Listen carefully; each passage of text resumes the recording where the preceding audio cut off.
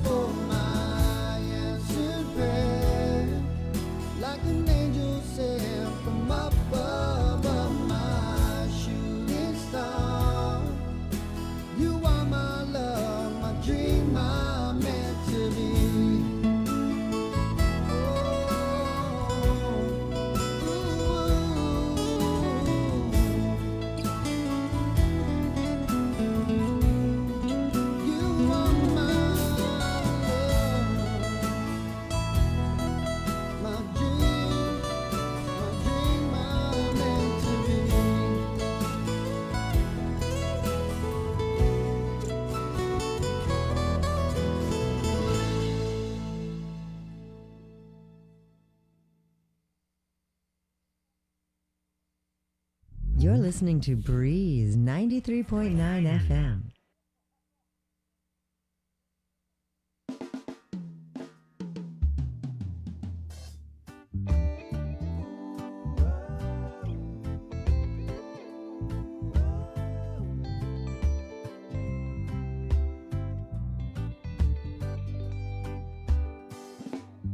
If I go, would you come running? Save this lonely soul today. Ooh, yeah, I tried to walk, but my heart keeps running. And you could be the best part of my day. Yeah, and I said, lady, special, have no fear. The reggae music bumping in your ear.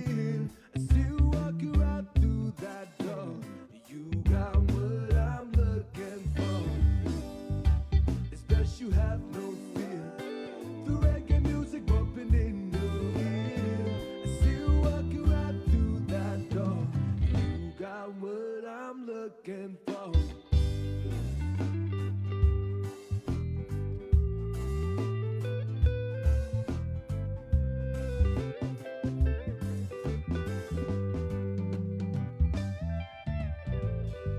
And if I spoke too much about it, would you stop my pouring lips? I said, ooh, yeah. Now we joke and laugh about it with my hand upon your hips. And I said, lady, it's best you have no fear. The reggae music bumping in your ear. I see you walking right through that door. You got what I'm looking for. It's best you have no fear. The reggae music bumping in your ear. I see you walking right through that door. You got what I'm looking for.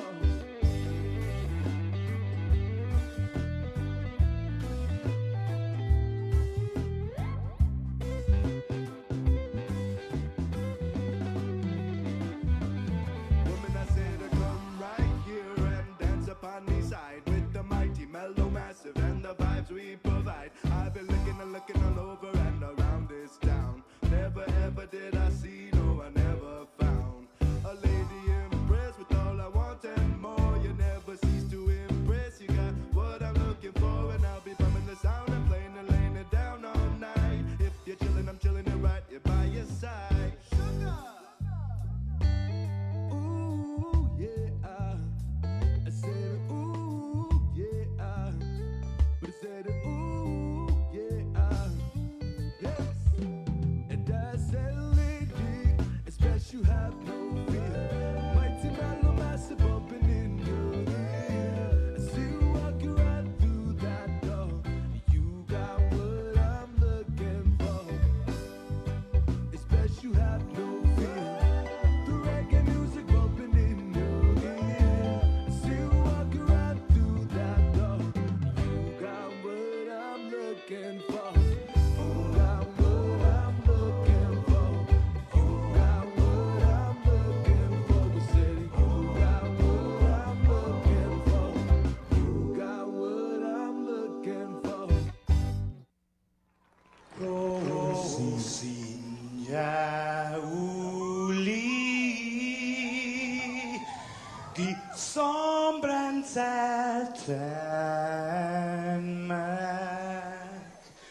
e zu ita saluda antes di niga Radzaudzan malak estrezas durante todo el memu a nogi distancia como kupugi palu Zangiman malak guafi Ikonum nasugi airi Prebatu la noci Nai banderata gaigi Pues atan fanni bandera Kau Esta pagua pumalalapa Giluk tanu man libri Tentamiti man ko badi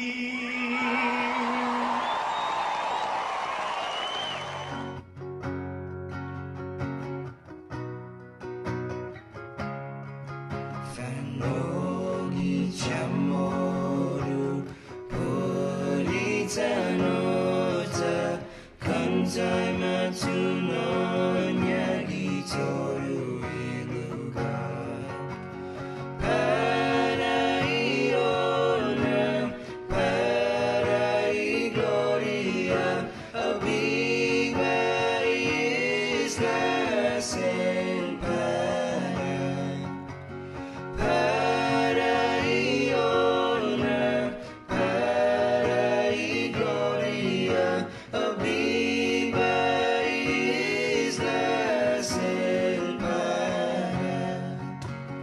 Sorui tempo e paz para ita zangini nilani na bendition contra biligo na vansa fuam Deus proteis lanon contra biligo na vansa fuam Deus proteis lanon.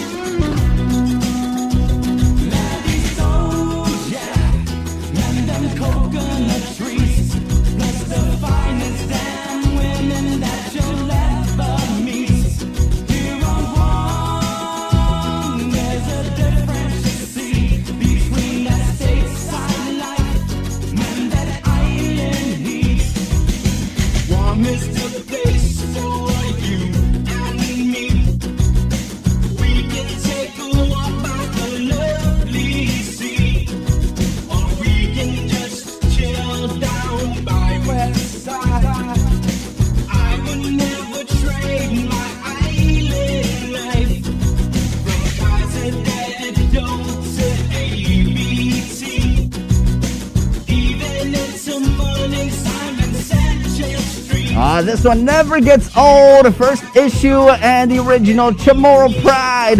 6:18 in the morning. Good morning, Guam. It's a Hump Day Wednesday. We're back with another edition of The Link.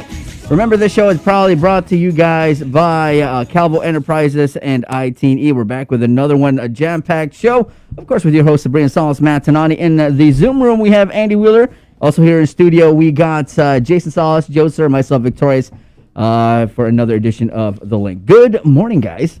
Half a day. Good morning. How you doing, Andy? I'm doing all right. I believe word on the street is that Vic and I are being kicked out of the show after today. I don't know. There's still, a few hours before Chris calls me.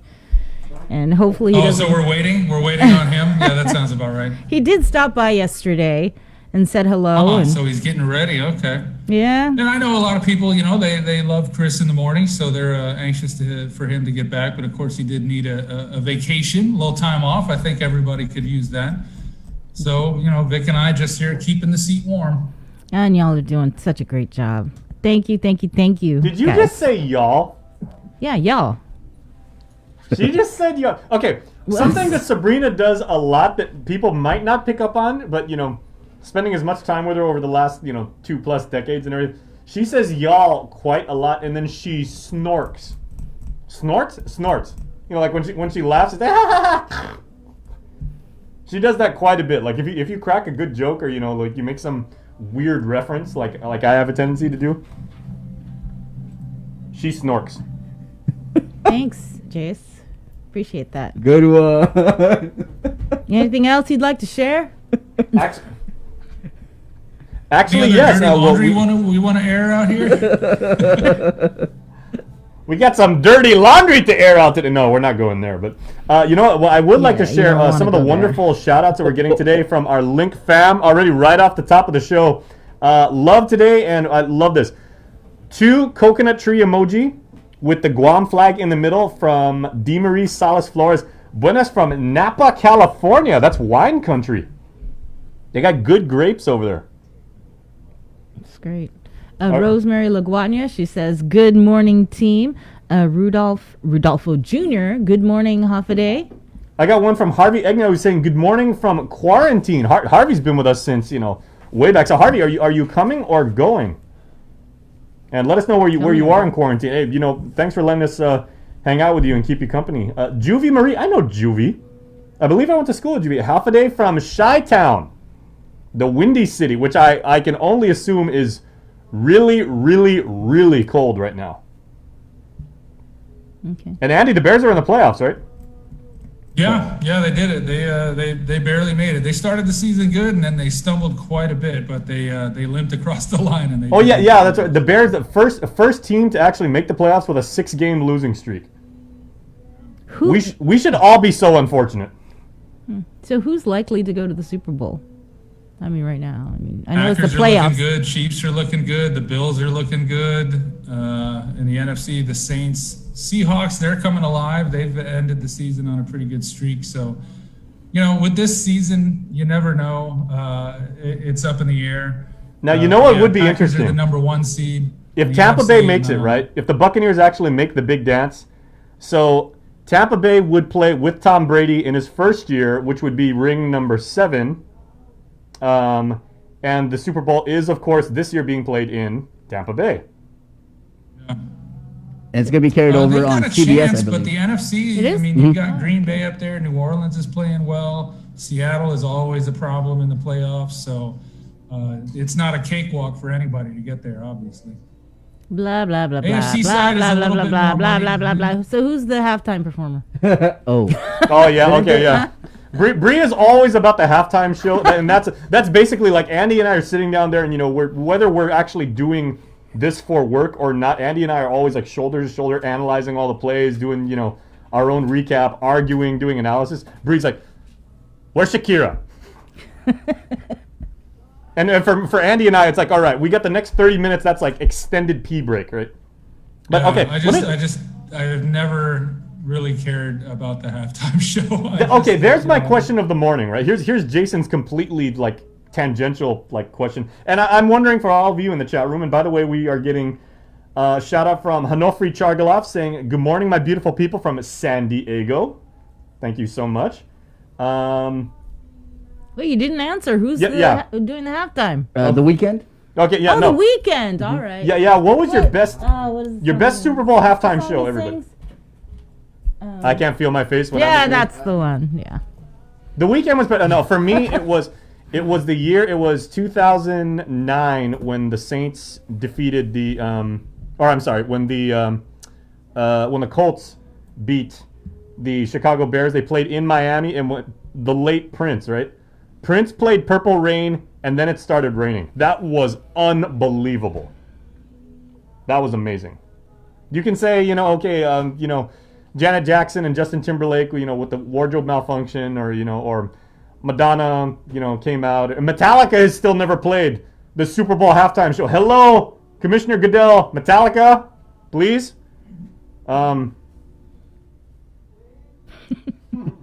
Yeah. Oh, okay. If you like Metallica and would like them to see it, but please. Okay. Bree's brother Pat is saying Browns in the Super Bowl. Go Baker because, of course, Boomer Sooner. Mm-hmm. Oklahoma kids always got to stand up for the other Oklahoma kids. Do you guys even recognize anybody from that other school in Stillwater? OSU? You will never endorse Oklahoma State, will you? Barry Sanders? Yeah, Barry Des Sanders. Bryant? Yeah, I would support OSU just as long as they're not playing OU. Okay. Okay, Din Regis Teodoro says, Seahawks, baby, and then the big heart emoji. Bree's brother Pat again. Janet Jackson nip slip. All right, so that's many people's favorite, I'm sure. I'm sure, Pat. Okay, and then Andy, you'll like this one. Anita Materney Blas McHale, who always watches. She's a top fan, by the way. Good morning, Anita. Happy holidays to you. Am an Eagles fan, win or lose. Eagles, Eagles. A lot of problems surrounding the Eagles nowadays, and that whole division is terrible. It's got one of the worst winning percentages in the league for the past 10 years or something. And that controversy about their last game where if they won, the Giants would have made the playoffs, but the Eagles, they took out some of their starters and sat them. So people are saying they threw the game so to keep the Giants out of the playoffs, which is not a good look, but I don't know. I'm not in that locker room. I'm not in the huddle. I don't know what happened. Okay, tell you what, commenter of the morning so far, and you guys can, step up your game too, because again, Bree's brother Pat is completely on it right now. First of all, to the original point, he goes very, very meta. He goes, y'all don't know y'all. See what he did there? He came back around, and then he goes, and then of course, because they grew up in Oklahoma City, he goes, it's Joklahoma State. Ooh. Ouch. Very, very nice. All right, so who do you guys think is the best halftime show? Because, of course, the Super Bowl this year is on KUM TV 8. 11. 11. CBS, yeah. It is CBS. Okay. I get so caught up in it. Oh, and yeah, and then Anita goes, hey, they won in 2004. That is very true. Nestor Quintanilla, whose daughter, of course, is a budding music star. So you guys check out Nestor's comment because he put this whole thing about his daughter whose song Casanova we jammed here. Have you guys played that since? I've been jamming that in a car, man. That's a solid groove. But she did a couple things with her handles on all social media and on SoundCloud, on Spotify and everything, so you guys can find her easier. So make sure to support Nestor's daughter. But he goes, Tampa Bay versus Buffalo Super Bowl, Bills by 3. Also saying Ohio State wins by 3 against Alabama. I don't know about that, Nestor. Alabama, I think, is going to... I don't know. But anything could happen. Bama, I mean, they're a power horse, powerhouse team. Nick Saban, he's going for his millionth national championship. So they know how to win. But we've seen stranger things happen. I don't know. Well, tell you what. Okay, but the and Bills, Bucks, I can kind of see that. The way the Bills have been playing, Josh Allen, he's made such improvement over his first 3 years in the league that now he's at this point where there were some people saying he should be in the MVP conversation, which... okay, they've got a stacked running game. Their defense is playing really well. So I can see them really making some moves this year. But again, you've got Kansas City up there at the number 1 seed in the AFC, and they could easily drop 45 points on pretty much anybody. So you never know. Well, tell you what, to kind of close off, and we want to keep your comments coming about who you think will make the Super Bowl, who's going to win the Super Bowl, and more importantly, to Sabrina's satisfaction, who is the best Super Bowl halftime show. Gerard Camacho, a cousin of mine, says Steelers, so I'm going to give Sabrina a disinfectant wipe, and she's going to do the whole, like she always does. Can you get a shot of her right there? She's got the terrible towel. That's terrible. But it's a terrible towel, but it's the awesome hand sanitizer. And you know what? There's somebody who knows a lot about football is a guest of ours is coming up in a little bit, Coach Neo Pineda. He'll coach JFK to very big success. Maybe we'll talk to him about that, but he's coming up. All right. Let's get right into your headlines. The U.S. Senate has returned President Trump's nomination of Guam Superior Court Judge Maria Senzon to the District Court of Guam. According to Senate rules, her nomination can no longer be considered unless the new president selects her again. Nestor Lecanto has more. Judge Senzon was nominated by President Trump on November 30th of last year, but according to the Senate Judiciary Committee website, her nomination was returned on January 3rd under the provisions of Senate Rule 31. It states that, quote, nominations neither confirmed nor rejected during the session at which they are made shall not be acted upon at any succeeding session without being again made to the Senate by the President. That means Judge Senzon would have to be nominated again by the next president, Joe Biden. Reacting today on KUAM's The Link, Lieutenant Governor Josh Tenorio was non-committal on whether their administration would recommend Senzon to the Biden administration or opt to keep current Chief Judge Francis Tadinko Gatewood, whose 10-year appointment expired several years ago. You know what? I tell you that the governor and judge have had some conversations. The governor's spoken to many folks. And so I'll just say this, I'd leave that for the governor to herself to talk about, but I would tell you that the governor had previously already endorsed reappointment of Chief Judge Francis Tadinko Gatewood since last year. It's really just a matter of the political process, and right now the political process is not being controlled by anybody in Guam. It's really in as part of a national scheme here. Where, fortunately, Judge Senzon, who has cleared the FBI, has been vetted, has been shown to be a good, excellent candidate, is, up there. But, so it's going to be, who knows? I would say that it's a stressful situation, I'm sure, for both judges. The lieutenant governor also points out that while federal judges in the territory serve 10-year terms, their counterparts in the 50 states are appointed for life. For Guam's News Network, I'm Nestor Lecanto. Nestor, jury selection officially begins on January 8th for murder defendant Joshua Palacios' trial. Palacios is accused for the fatal shooting of Keith Castro. The incident occurred last July at a home in Jigo. Before Castro was shot, he was allegedly beaten with the metal baton by Tomas Taitano. Taitano has since entered a plea agreement and cooperation deal with the government. He is expected to testify in Palacios' trial.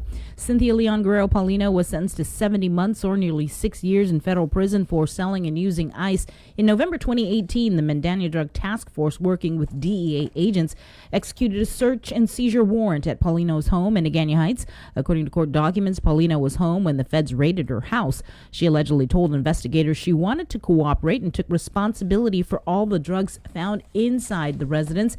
Investigators found a total of 105 net grams of meth in Paulino's bedroom and approximately 4.04 grams of cocaine in a pill bottle inside her bedroom nightstand. Additionally, $15,000 was found in a safe inside her closet. She also told authorities she had bank safety deposit boxes, one for her daughter and the other for her daughter's boyfriend.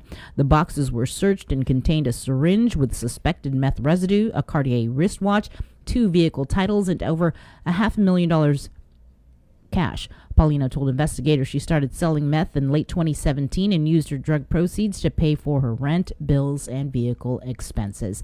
Convicted federal drug defendant Julian Gerald Borja Robles is asking the court for compassionate release from incarceration. Assistant Federal Public Defender Brian Kotke filed an emergency motion with sealed medical documents asking the court to release Robles due to health concerns of being reinfected with COVID. He's currently serving 20 years at the Santa Barbara County Prison for mailing in pounds of meth worth $1.5 million. Kotke argues Her client has stage 2 chronic kidney disease, stage 2 liver failure, and suffers from mental illnesses. Further stating Robles has been infected with COVID-19 and has lingering side effects that make him more prone to reinfection. On behalf of the government, Assistant U.S. Attorney Stephen Leon Guerrero opposed the release. Robles addressed the court stating, quote, "I did a lot of bad stuff. I was a slave to the drug and was addicted. Everything I did was not for profit. It was for my addiction. I don't hide my struggles, and I thank you, Your Honor, for opening the door for me." He then apologized to Chief Judge Francis Tatingo Gatewood and begged for compassion. The court is taking the matter under advisement and plans to issue a decision later this week. And with more news, here is Tyler Mazzanani. Hafaday, good morning, everyone. I'm Tyler Mazzanani with your headlines here on The Link. Fresh off their inauguration, village mayors held a special meeting on Tuesday to elect their officers for the Mayor's Council of Guam. Peter Santos has the story. Elected by his peers, PD Mayor Jesse Allig will be the president of the 17th Mayor's Council of Guam, and he says it's time to set aside politics and focus on the people. And not only is it about our people, but it's actually getting the work done. There's so much talk, so much excuses, and nothing really done. So I'm looking forward to getting the job done. And I'm talking about feral animals, we're talking about abandoned vehicles, we're talking about the same things everyone has been complaining about since day one. According to Sinahanya Mayor Robert Hoffman, who was elected vice president, he says it's also about focusing on lifting up the community. We understand, COVID really took a toll on a lot of the economy and a lot of people's jobs, and we've seen the food lines as we do our distributions. We've seen requests for assistance, so that's something we want to work with the administration on. That's something we want to work with our federal partners with, just to really address it, make sure that they don't forget about Guam. Elected as MCOG secretary is Tamuning Mayor Luis Rivera. Agate Mayor Kevin Soswico was elected as treasurer, and 24 hours after announcing his retirement as executive director. If it is their decision that they would want to reappoint me back as executive director, I would gladly accept it. Angel Sablan was rehired to the position. The MCOG's first official meeting is scheduled for Wednesday. The first thing I think is really to get our council back together again. We talk about unity, we talk about working together, but I think one of the things that's difficult is that we all have different ideas, and it's probably going to be the best thing to do to work together, even though we have different ideas, but working together to achieve the goals. Reporting for Guam's News Network, I'm Peter Santos. Carlo Branch is back as executive director for the 36th Guam legislature. In a release, Committee on Rules Chairwoman Tina Rose Munia Barnes announced the appointment of the legislative management team. As you may recall, Branch formerly served as executive director of the 35th Guam legislature. Most recently, he served as the policy director for the governor. Agnes Cruz will continue to serve as the chief financial officer. It will be her 6th term as the legislature's CFO. Joe Sinaugustin will be serving as the protocol officer and facilities manager. Sinaugustin has been instrumental in the opening of the historic Guam Congress building. A significant portion of the island's eastern shoreline has been under invasion by the Portuguese man-o-war. In this next report, a longtime business owner in Ipan says he hasn't seen it this bad in years. We went down to Talafofo to Jeff's Pirates Cove to see the Indo-Pacific man-o-wars, a shocking sight as captivating little blue bubbles draped along the beach shore. I mean, they look pretty, they're a nice blue color. But they're dangerous and painful, and Jeff Pleadwell should know. He's been stung by Portuguese man-o-war almost a dozen times. I've been stung going out to help people in the water. I've been stung walking on the beach. I've been stung surfing. I've been stung fishing. They're hard to see. Pleadwell, who owns Jeff's Pirates Cove on the island's east side, says with the winds and waves picking up, the man-o-wars have gone airborne. They're really a hazard, and if they keep washing up with the high waves, they end up on the shore in the grass, and they can actually blow onto people or come up pretty close further to the building. And I don't want the kids to touch them. I want people to be aware that these little bubbles, even if they're clear, even if they die, they can sting you up to 10 years, and it hurts, and you will scratch a hole through your skin, so they're not a good thing. Although the National Weather Service has issued a wind advisory for the Marianas through 7 o'clock tonight and issued an advisory about the man-o-wars, Pleadwell says over the last couple of weeks, he's been warning customers to stay away from the shoreline and be mindful of the flying terrors.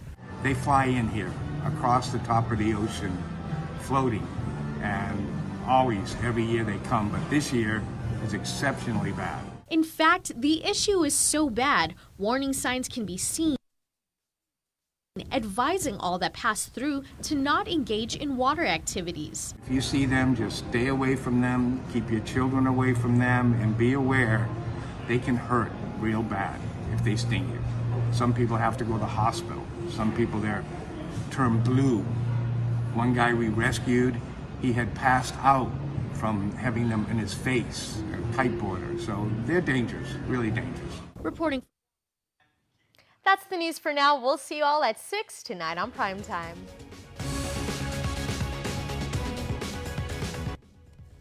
Thanks, Tyler. Public Health will hold another vaccination clinic starting tomorrow through Saturday at Ukadu High School. Public Health will begin administering the second dose during the 3-day vaccination clinic to those who received their first dose between December 17th and the 19th. Those who are due for their second dose are reminded to bring their immunization cards to the vaccination clinic so it may be properly documented.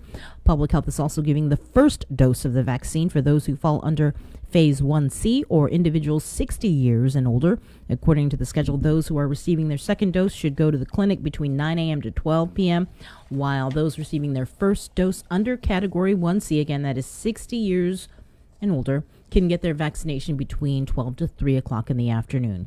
Please note that in order to take the COVID-19 vaccine, you must meet the following pre-screening eligibility criteria. You must not be currently infected with COVID-19 or previously infected within the last 14 days, and you must not have received any other vaccine such as the flu shot in the past 2 weeks. Meanwhile, during the most recent VA-PPC meeting, the committee was informed of Guam's January vaccine allocation. Public Health has been authorized to order 7,800 Pfizer vaccines and 7,200 of the Moderna vaccines for a combined total of 15,000 doses, which will fully immunize 7,500 people. Public Health has also partnered with the 5 Guam Renal Care Centers to train its nurses and staff on the proper procedures for administering the Moderna vaccines to dialysis patients. As for the latest numbers, the Joint Information Center reports 13 new COVID cases out of 808 tests performed Monday. Guam's current coronavirus case count since last March is now 7,357, with 123 deaths, 102 active cases, and 7,100 recoveries. There are now 10 coronavirus admissions in island hospitals, with 3 patients receiving ICU level of care and 2 on ventilators. Guam's CAR score is currently 0.9. Time is running out on President Trump's bid to overturn November's election results, showing Joe Biden will be the next president of the United States. Congress meets tomorrow to certify each state's electoral college results. More than 100 House members and at least 13 senators plan to object to the vote. Natalie Brand has more details from the White House. They're not taking this White House. We're going to fight like hell, I'll tell you right now. President Trump is calling on a key ally to challenge the election results when Congress meets tomorrow to certify President-elect Joe Biden's victory. I hope that our great vice president comes through for us. He's a great guy. Of course, if he doesn't come through, I won't like him quite as much. 13 Republican senators have promised to come through for the president in challenging the results. I will object to the Electoral College vote. The president's fight against the election has caused a rift within the Republican Party between those who accept the results and those backing the president's effort. People will remember the people that don't support us. Last month, Senate Majority Leader Mitch McConnell privately urged his colleagues not to contest the Electoral College vote. Republicans supporting certification say there's no evidence of fraud to overturn the results. Among them, West Virginia's Shelley Moore Capito, who warned refusing to count a state's electoral votes in the absence of such evidence would disenfranchise millions of American voters. I don't want to have our votes overturned by other members of Congress from other places. I don't see in the Constitution where we even actually have that authority, quite honestly, and I read it again this morning. Thousands of President Trump supporters plan to protest outside of the Capitol during Wednesday's proceedings. Natalie Brand, CBS News, the White House. And finally, the Taiwan Economic Cultural Office in Guam, led by Director General Paul Chen, in coordination with GovGuam, will be holding a joint humanitarian and medical purpose charter flight to Taiwan through China Airlines. This will provide help to about 50 passengers, which include Guam residents who are unable to seek off-island medical treatment because of the COVID pandemic and canceled direct flights. The flight also includes Taiwan citizens who were working in Guam and Saipan who lost their jobs due to the COVID situation as such intend to return to their homeland in Taiwan. The flight is scheduled to depart Guam on January 11th. We're going to get to our very first guest who is waiting in the Zoom room, but first we're going to take a break. One Alpha Day. I am A1C Devin Augustine from the 254 Red Horse Squadron. I'm currently deployed and attached to the 380th Expeditionary Security Forces Squadron. I just want to wish my family and friends a very Merry Christmas and a Happy New Year. Stay safe, Guam. These special season's greetings from our troops is brought to you locally by McDonald's of Guam and KUAM Communications. GU Self-Storage, conveniently located near the Harmon McDonald's. We offer affordable rates, online payments, and auto bill pay for your convenience. Plus gate access daily from 6 a.m. to 9 p.m. Call us today at 648-7867 for more information. We're doing a good job, Guam. In the past couple of weeks, we've managed to keep the CAR score below 5. Together, we rose to the challenge when the governor asked us all to strive for 5. In the past couple of weeks, we've not only brought the CAR score way down from being in the high 40s to below 5, we've shown the governor that we're capable of altering the course of this pandemic. We were on a path to uncertainty, but now because of all of our actions, we're doing better. But better doesn't necessarily mean that we are out of the woods. We still need to watch our distance, wash our hands, and wear our masks. So please keep striving, Guam. We got this.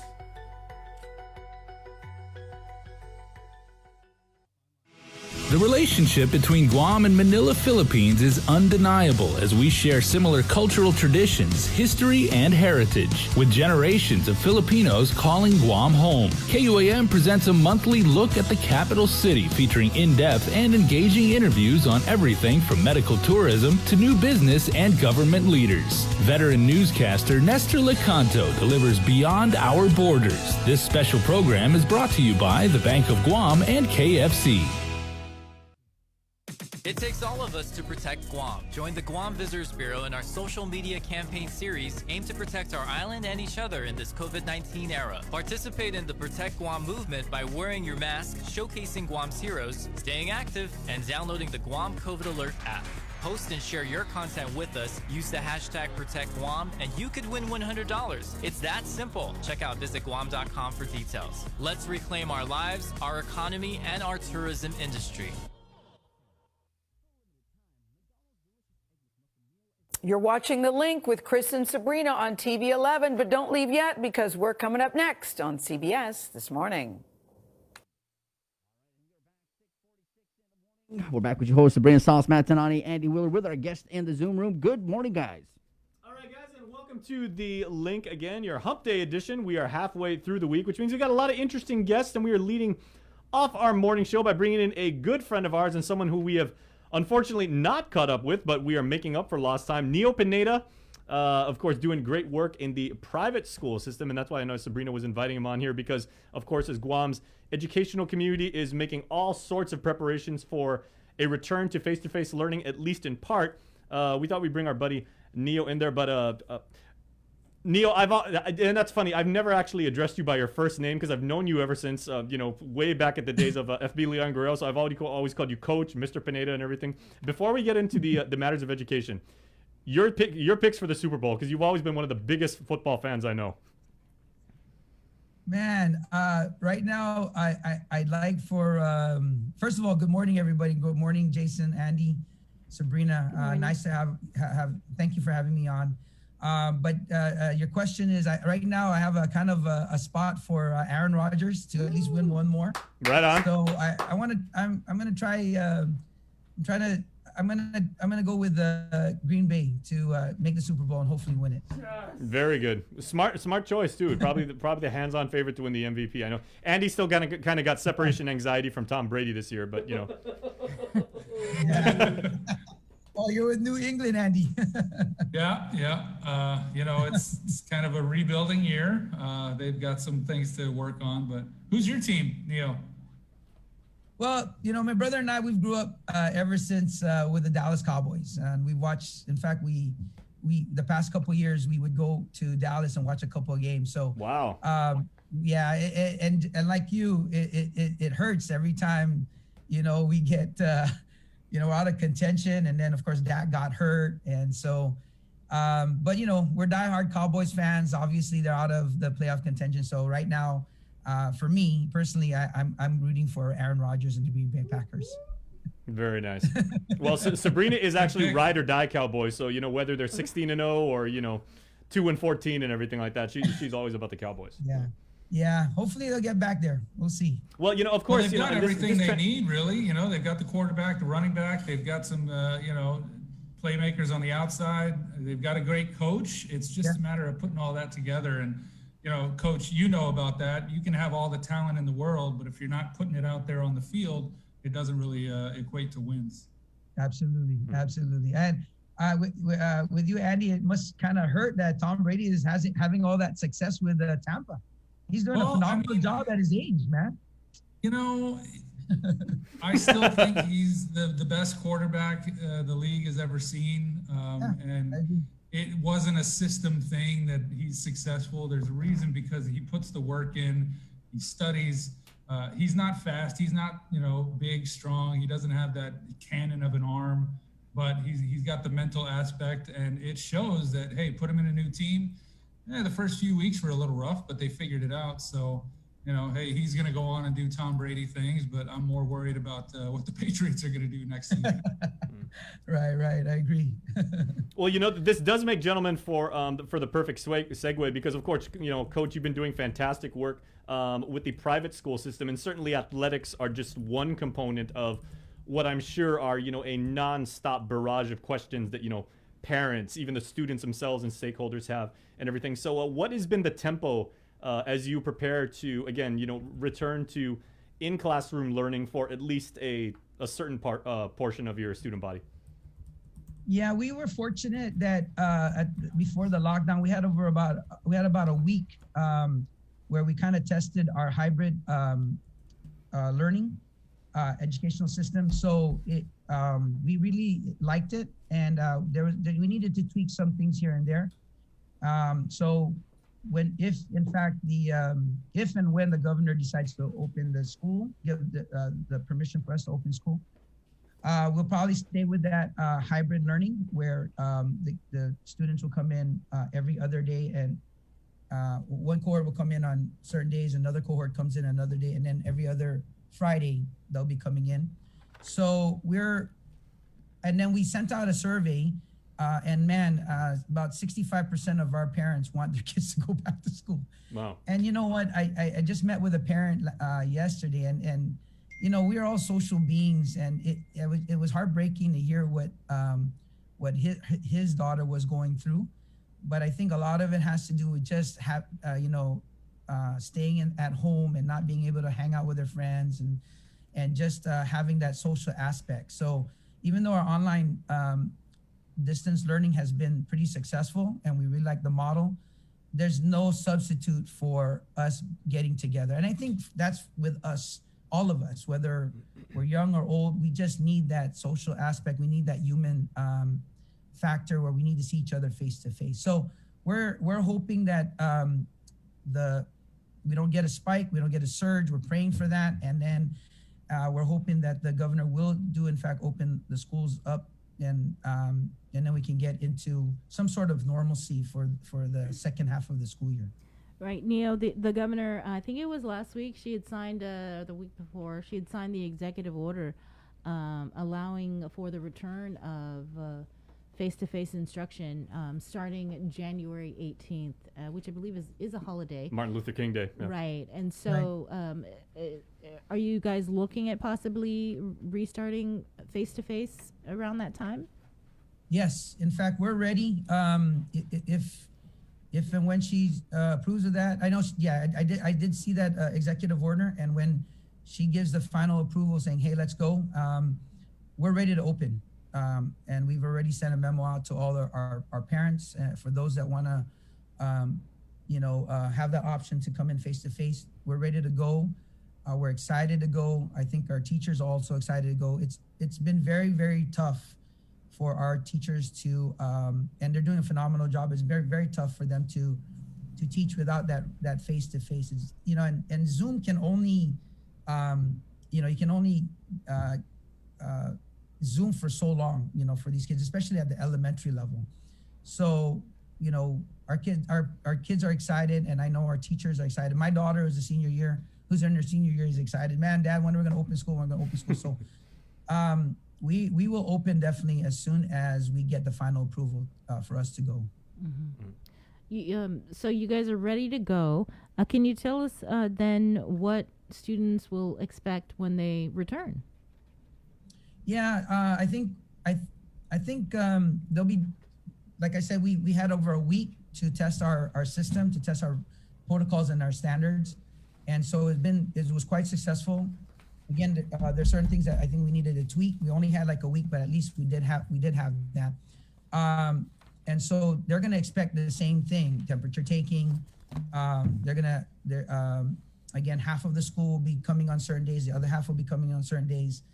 Social distancing. In our classrooms, we're only taking half of what we normally. So 14 students per classroom, as opposed to the regular 28 or 29 students that we normally have. They're going to be put in their pods during lunchtime, and we're going to monitor them if they're sick. We have an isolation room. We have a nurse, full-time nurse. So all of that is in place. There's an entrance. There's a one-way entrance. There's a one-way exit. Likewise with when they drop on and off their kids. And normally we allow our kids to stay here as long as possible, after school, for practices, for performances, whatever, even just to hang out. I would rather they be here than somewhere else, right? Because we're always here anyway. So if they want to play basketball, lift weights, use the soccer field, do extra work, go into the library and do extra work. Hey, we're all here. It's fine. I'd rather be here. But because of this situation, they have to leave by no later than 3:30. So, again, we don't have after school care like we normally do. But again, that's all due to the situation that we're in. So those are the same things that they'll be expecting. And we did have an orientation at the beginning of the school year. And we had a question and answer with the parents, and they're all satisfied with what we're doing. And they know already what to expect, both the parents, faculty, staff, and students especially. Will you still, because my son attended St. Paul's, I want to say when he was in kindergarten and 4K, and I would walk him to class. Is that something that parents are going to be allowed to go on campus, walk their kids to the classroom, or yes, that still will be allowed? Yeah, we still allow it. Obviously, we don't want them to stay, but we, especially the younger kids, primary kids, K3 to K5, we allow the parents to come in, at least, give them a chance to be with their child, get them familiarized and comfortable in the environment. But then we ask them if they can leave as soon as they're comfortable. If they're not, then we're going to ask them to, at least go outside, calm their kid down if they need to, and then come back in. But we didn't have any problems with that issue, and a lot of parents were very, very accommodating, and they really just kind of left their child there, and then they left because they kind of understand what needs, that we're trying to prevent some of the things that are happening, and we have to follow strict protocols because of that. And I just want to say, this pandemic just really changed our lives, kind of like 9/11, right? So so we're kind of like, as you all know, and all of you, we're all experiencing this, the whole island, businesses, households, whatever. Just the difference of how we used to run our lives back before, and now what's kind of like everybody says the new normal. So we're learning as we're going as well. But what I'm happy for is the science is out there. We need to wear our mask. We need a social distance, get vaccinated, and so on and so forth, so that we can, fight this disease, fight this virus. Yeah, Neo, have you talked to your staff and faculty about vaccinations? And a lot of administrators are taking polls to see how many of their staff are willing to get it. Have you done anything like that? We haven't, but I will say this, that they need to get vaccinated. And as soon as they're allowed to, because I just checked I think the last one is like 60 years and older are the only ones right now, and the healthcare workers. Is that correct? Yeah, and essential workers. Right, and then there was a rumor that teachers will probably be next because of the fact that the governor wants to open up the schools. So when in fact that happens, then our teachers, and they have no problem with that. They do. I don't see anybody that has pushed back on that. Everyone that I've talked to want to get vaccinated. So I don't think I have to order them to. I think they will voluntarily want to do it. Coach, that's what we like to see. Question. So much of what you provide, and the experience and the relationship that you build, not only with the students themselves but with their families, is delivering a proper Christian education to these kids. And because you're a private school, a lot of that is not only the theology classes, but also, having service during, certain significant days and everything like that. How is the fact of, being able to hold actual services in the sanctuary and in the chapel, and, how have you had to kind of like work around that, for lack of a better term? Yeah, we had to cancel chapel. So we used to have chapel every Friday, but we had to stop doing that because of the pandemic. Excuse me. And so that's not going to be an issue. But as far as our theology and being able to still have our religious classes there, we still have our Bible classes, and in all of our core subjects and all of our subjects have biblical integration in it. That was part of our accreditation.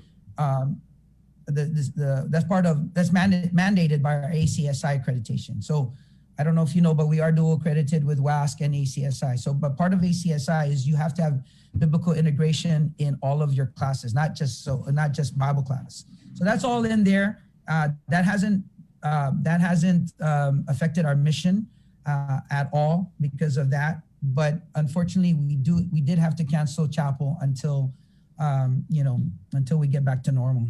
Okay. You mentioned 3:30, right? Is the time when everybody should be off of the campus. Having said that, are you not going to be allowing for, I guess, extracurricular activities, clubs, and also athletics to continue? Yeah, that's a separate issue. Again, I know IIAAG are working together. IIAAG working with the schools together to try to get interscholastics going.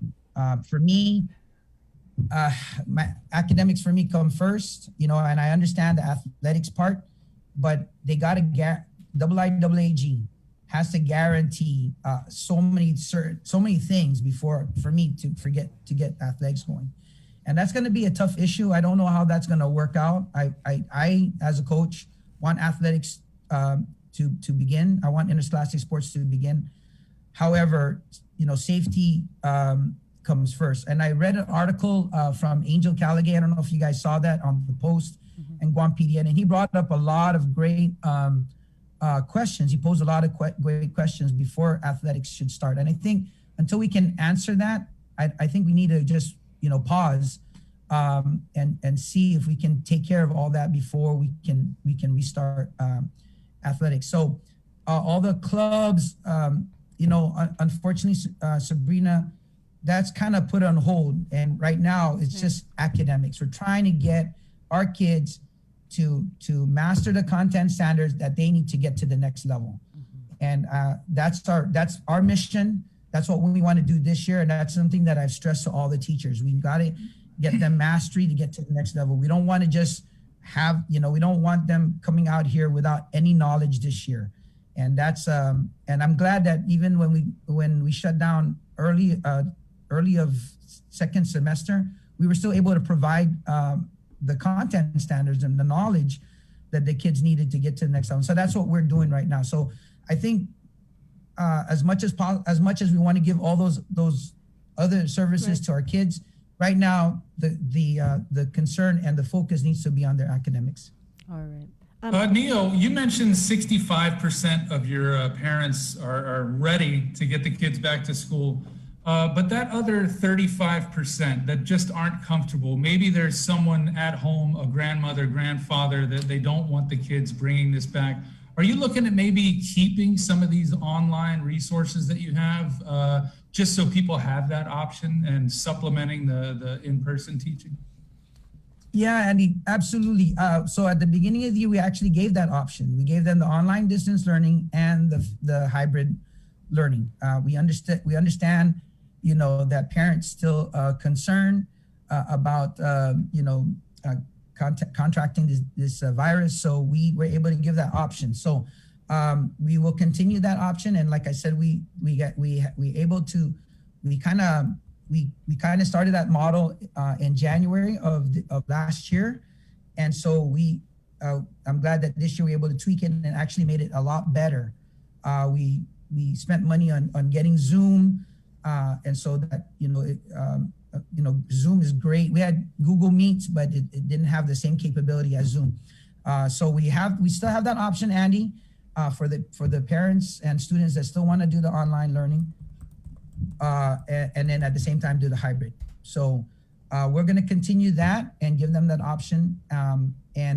But now, because there's hybrid learning, it's going to be tweaked a little bit. So now they can actually Zoom into their class, while the teacher is lecturing, ask questions, and so, Zoom is such a great platform, and, we're very, very fortunate to have it, and you can see what's happening here even right now. So we are still offering that, and I think it's going to be a great experience for both, whoever decides to take the face-to-face or the online distance learning. All right, thanks a lot, Neo, for coming on and giving us a progress report with what's happening at St. Paul's. We really appreciate your time. I got one final question, because we started, Coach, with football. We're going to end with football, right? And it's, athletics and has been such a big part of the St. Paul experience. And Andy and I, in covering your school for so many years, have had so many good memories and so many classic games about the Warriors competing for championships and going out and representing the community, and that is such, again, a big part of the experience there. When are we going to see, as the man with the vision, when are we actually going to see St. Paul's field a football squad? Because I say, with you at the helm and everything, they got a heck of a running back and quarterbacks coach. I don't know if you guys know, but our second year at St. Paul, we did combine with GCC. And, that's right. I don't know if you guys remember that. Yeah, second year of football, which was GCC's last year as a high school. We combined with them. We actually won one game. we had like 20 guys. But, we had some guys from St. Paul and from GCC who wanted to combine and play. We didn't have any equipment, so we used GCC when we played.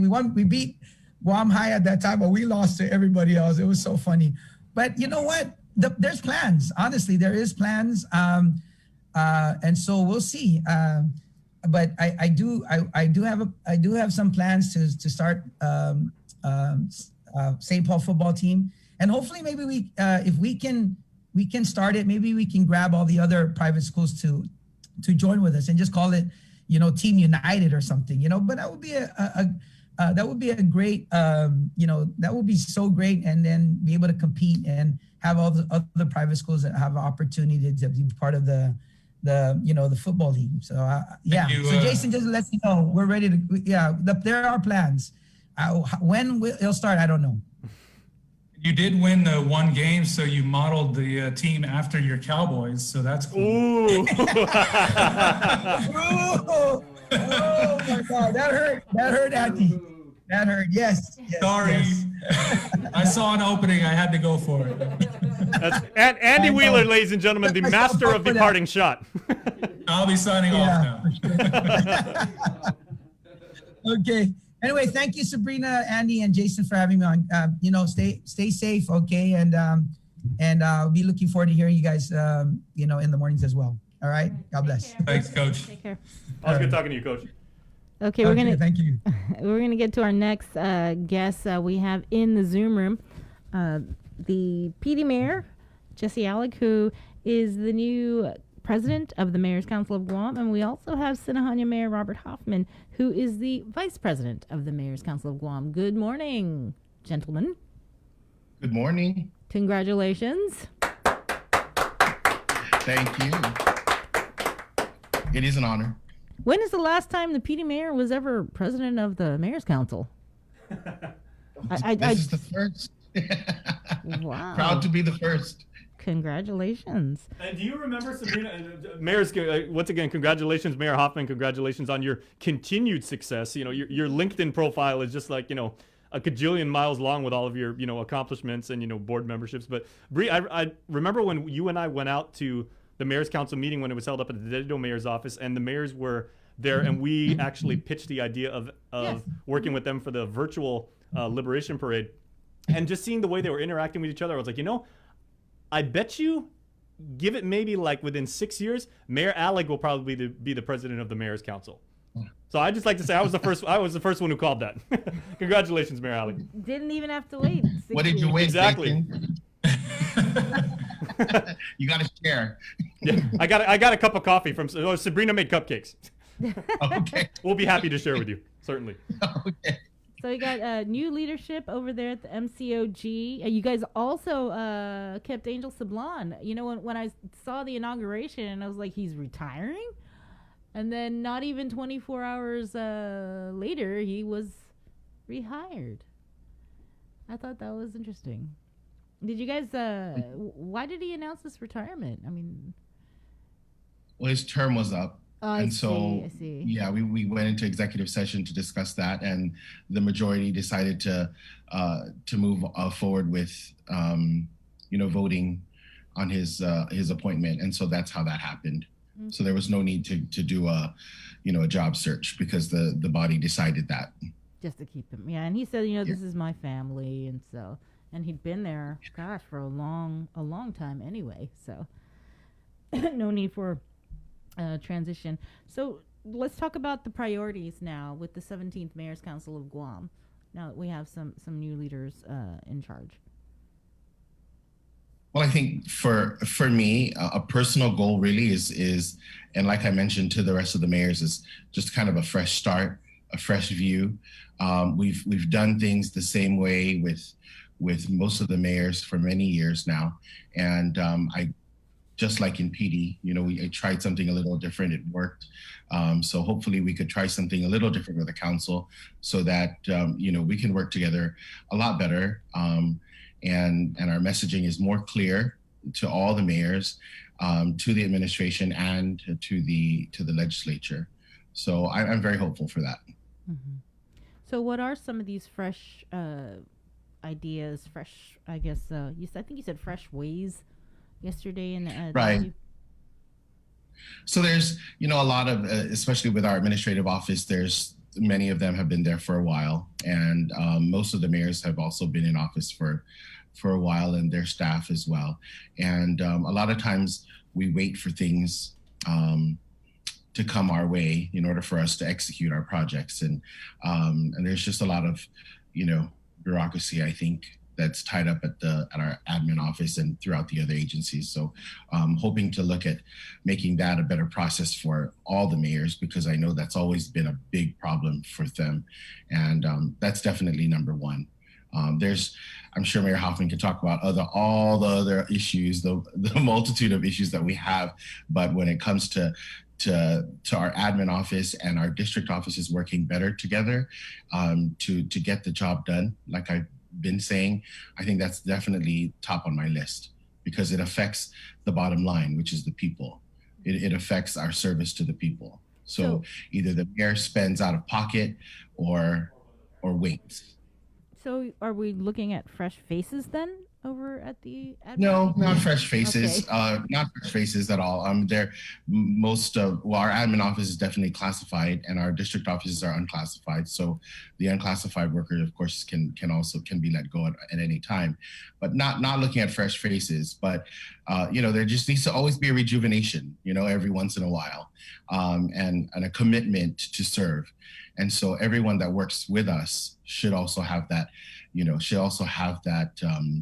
That degree of fervor because it's we're elected to serve, so we should always look forward to that.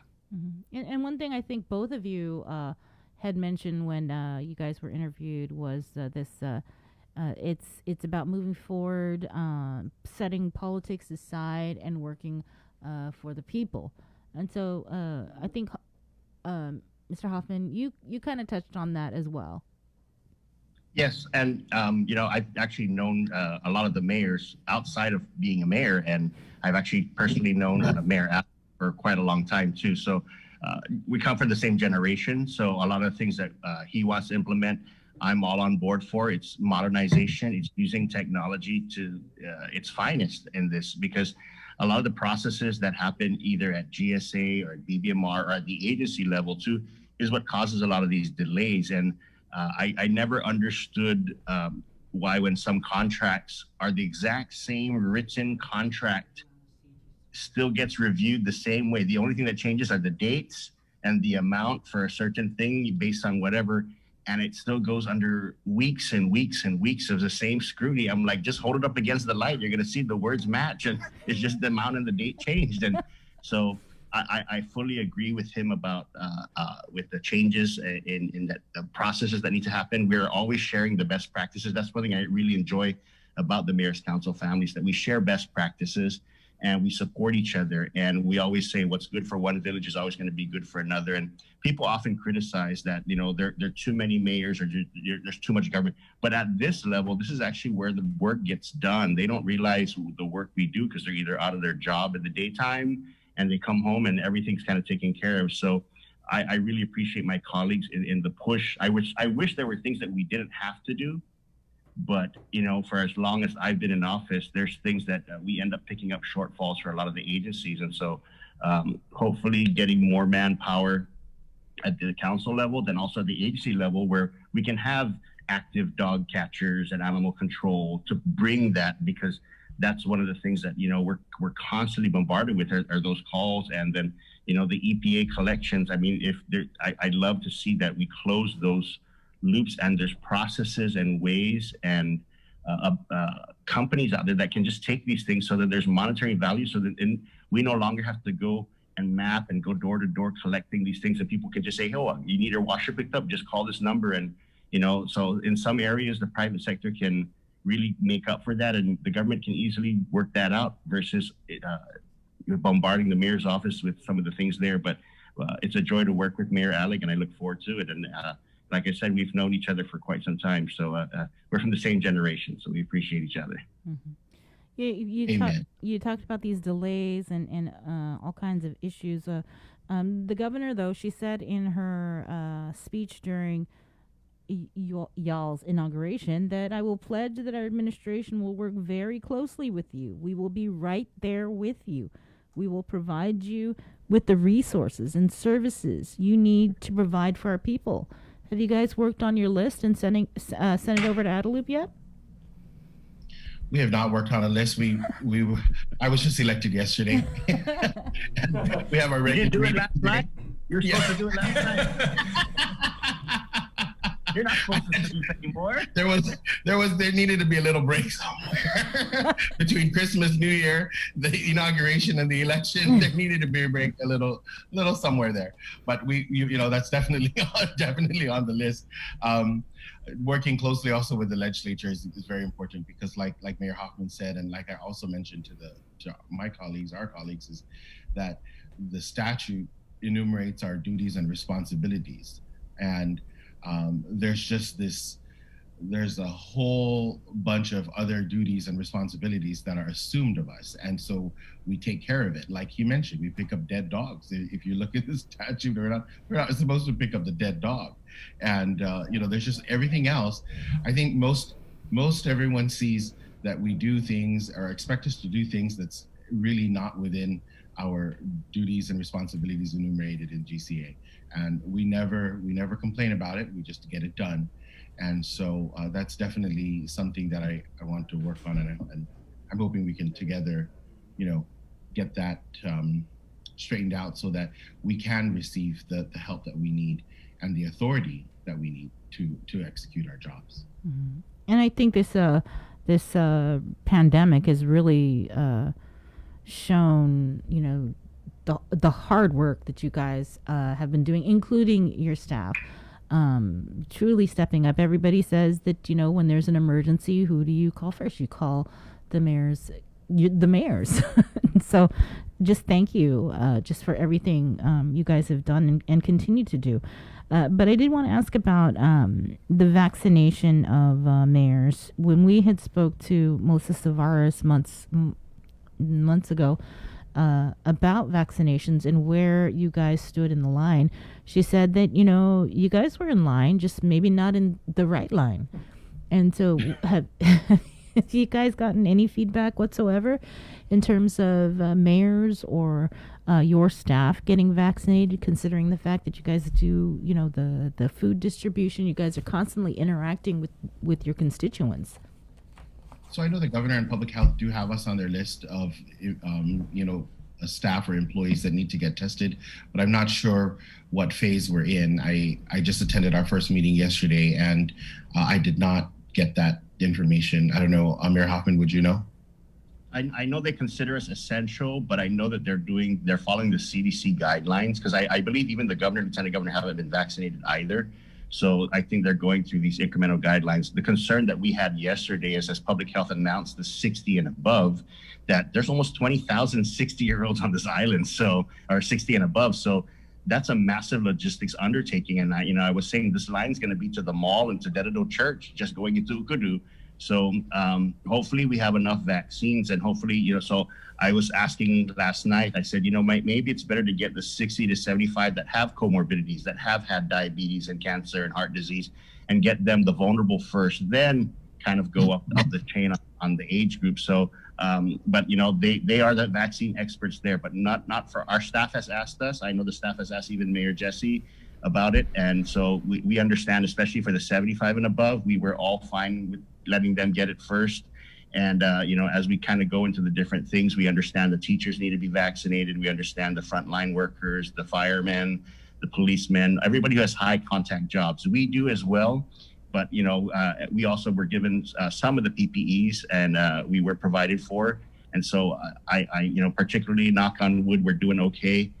But, there's many people that us mayors, we want to make sure that others avail themselves of that first, and then we will go ahead and get in line just like everybody else. Right. But Mayor Hoffman, you mentioned the governor and lieutenant governor. They're not out there, feeding people. They're not out there, picking up dead dogs and things like that, interacting, the way you guys are interacting with the community. So just saying. Well, can I just add something about the those of the that are receiving dialysis treatments? So they're, one of the things that we do know is that they're going to have access to the Moderna vaccine, right? So through the renal centers, they should be able to, hopefully that'll lessen the amount of 60 plus. I mean, those that are under dialysis, because I think we have a large population that undergo dialysis. Mm-hmm. So that's, it's a good thing that at least the renal centers will be able to, take care of their patients. Right. There was something I think, Mayor Hoffman, you said yesterday, encouraging residents, I think it was homebound.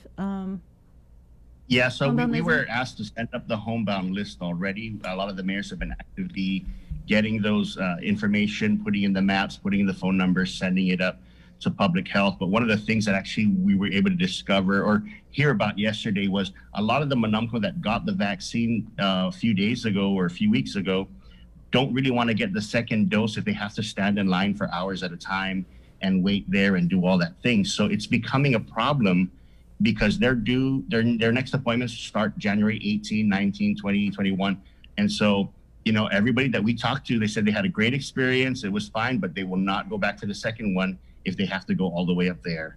And so that's a concern I raised with public health yesterday because, you know, a lot of them were saying dad was in a wheelchair for 2 hours or mom stood in line for X amount of time, which, you know, logistically, I was saying, why can't we just do drive-through vaccinations? You know, it would save a lot of the get down time. Just drive up, information, show your card that you're the one, inoculate them, have them wait in the car there, and then they can go off versus them parking, getting down, walking, and then going through all these things. I mean, if it was good for testing, I'm sure that there can be an easier way to do this, or bring the vaccination to those 75 and above's clinics, and they can go to the clinics during their regular visits and get inoculated there because they, you know, a lot of them already see the doctor on a regular basis. And so it would be a lot easier to field the vaccinations to the clinics and just tell them, okay, you know, these are the clinics that are going to be doing it, and get those nurses and doctors there, because that's the greatest generation. And it broke my heart to hear that yesterday, that they don't want to get the second one because of the logistics of it and not necessarily the vaccine. So when public health reached out to you and you brought these concerns to public health, what did they say? They said they'll bring it up to the vaccine council.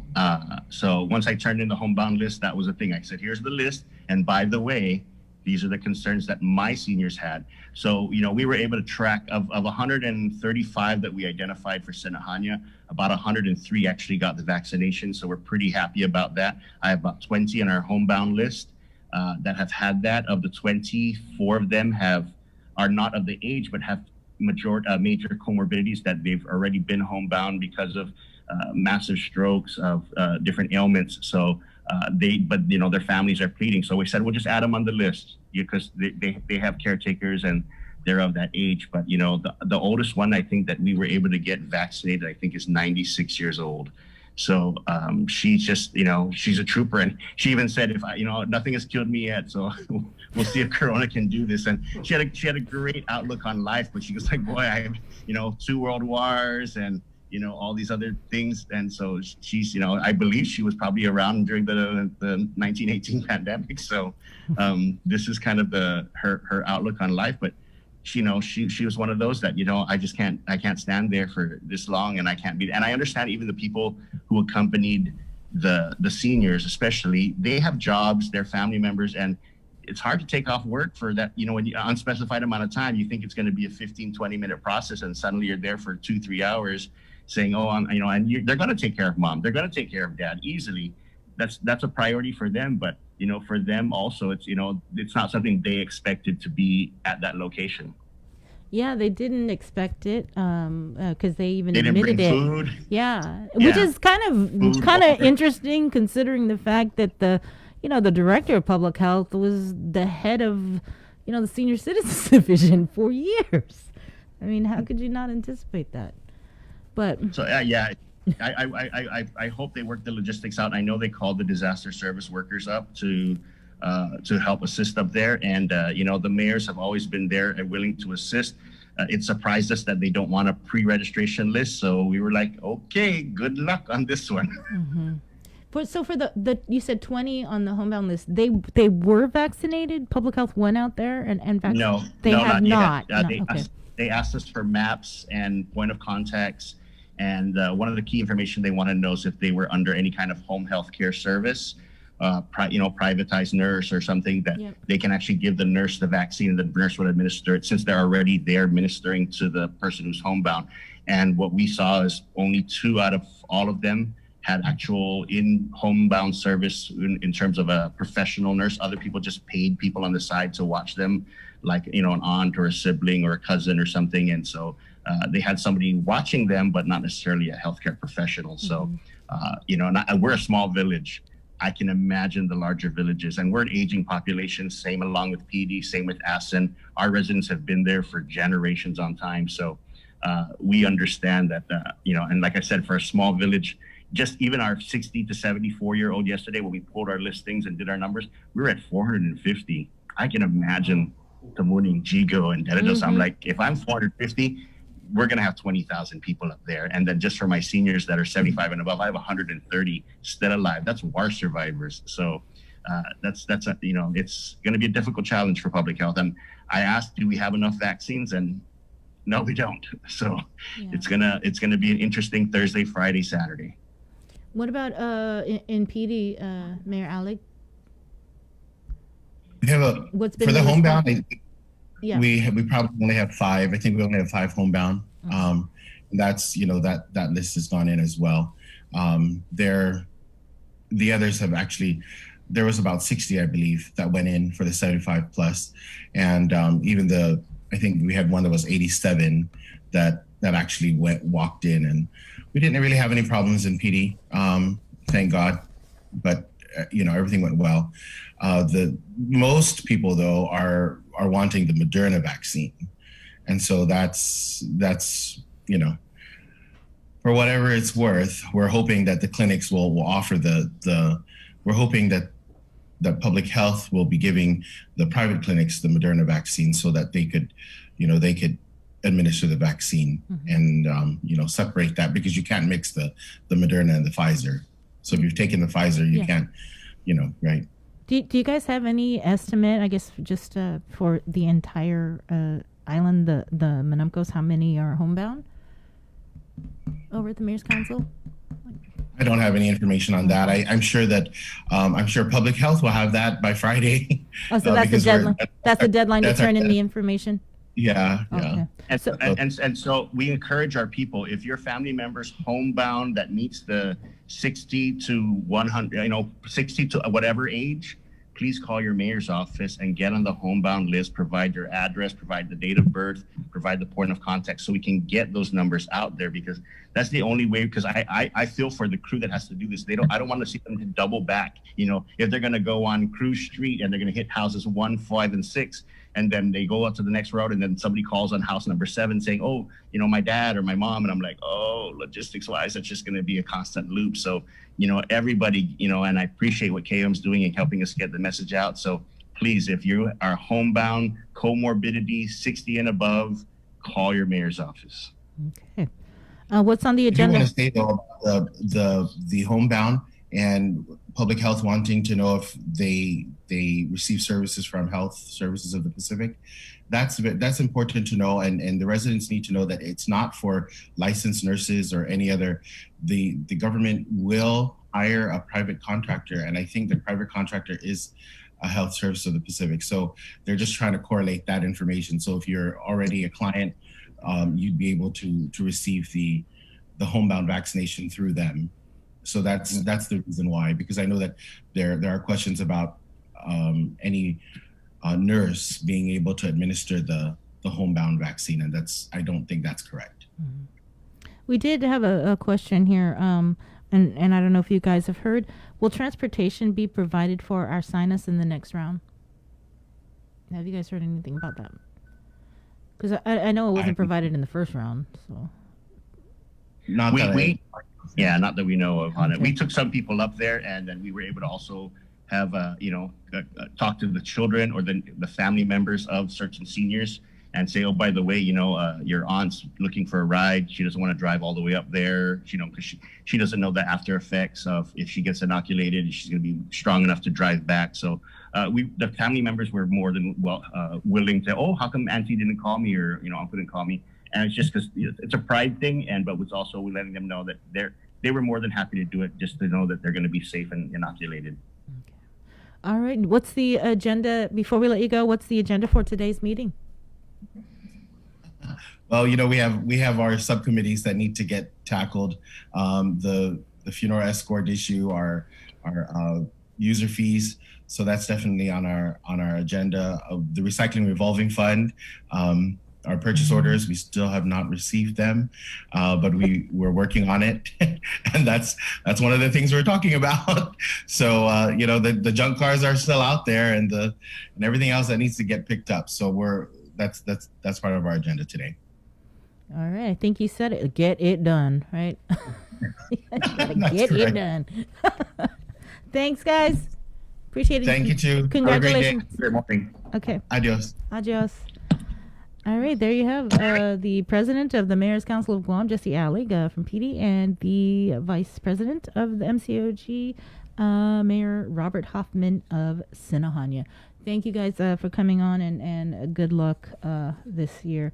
We're going to stay in the Zoom room where we're going to check in with the Department of Youth Affairs. We have the director of DYA, Melanie Brennan, and we also have Karine Buendicho. Is that right, Melanie? Yes, that's correct. Karine Buendicho, she's our Youth Development Administrator, as well as Robinette Balahadia. She is our Social Services Supervisor 1.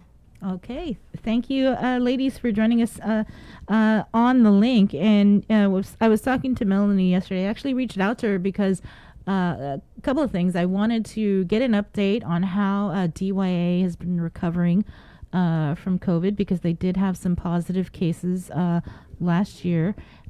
And also just on social media, how I've seen such a big presence of DYA, especially on Instagram. And so I guess, Melanie, we'll just start with just the progress and recovery update for DYA. Okay, so Sabrina, thank you for your concern. When you said last year, I had to think for a minute. Yeah, it was, last year. So we did have an outbreak, and over half the kids at the time were found to be positive, as well as at least 40% of our staff. The kids, they're part of that demographic that do really well. And so within 2 weeks, they were much better. And today they're back to normal. In terms of the staff, it took a little bit longer for them to recover and get back to work, but they are all back to work. We have a couple that have some comorbidities, and so they remain teleworking and doing stuff with our standard operating procedures and other policies that we've had to just to enhance some other policies that we've had standing.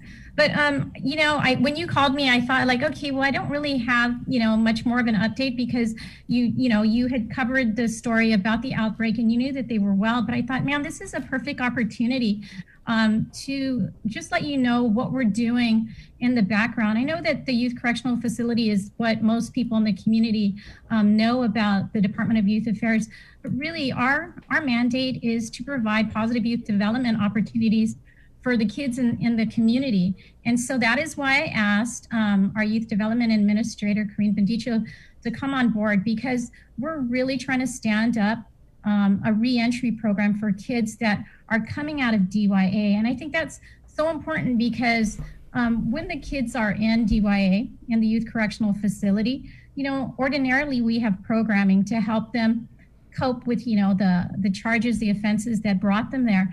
But really, when they're released by the court system, there is no follow-up.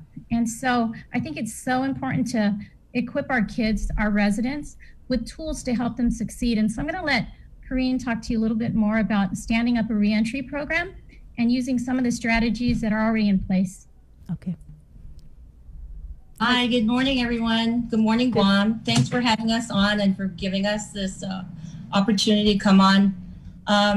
So one of the programs that Director Brennan has really asked that I try and work on and is, of course, the reentry program. And for those that are not really familiar with what a reentry program is, it is actually, in a nutshell, a program or process designed to basically help returning citizens, in our case, youthful offenders, to successfully re-enter back into our community following any incarceration or stays here at our department, our correctional site.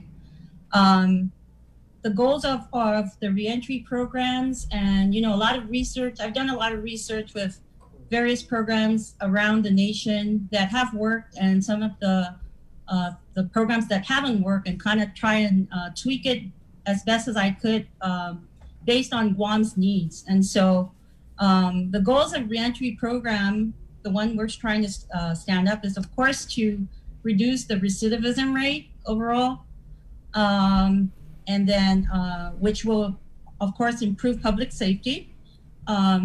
Another goal is to improve or fostering positive transitions of our youthful offenders into adulthood.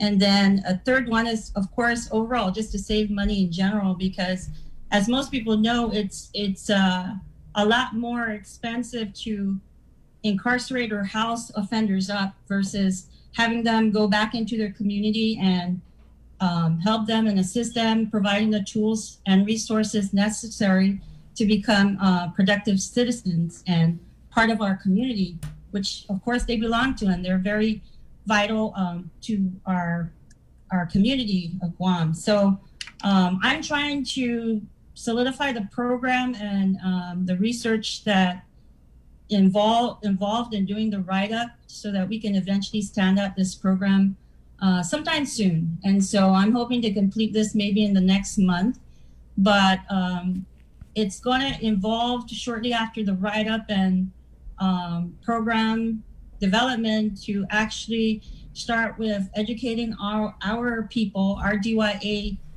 workers from the correction side to the youth development side to be able to buy into this program, because if it's not something that they're well aware of, we want to make sure everybody's on the same page when we try and stand up this program. So we're very excited about that happening very soon.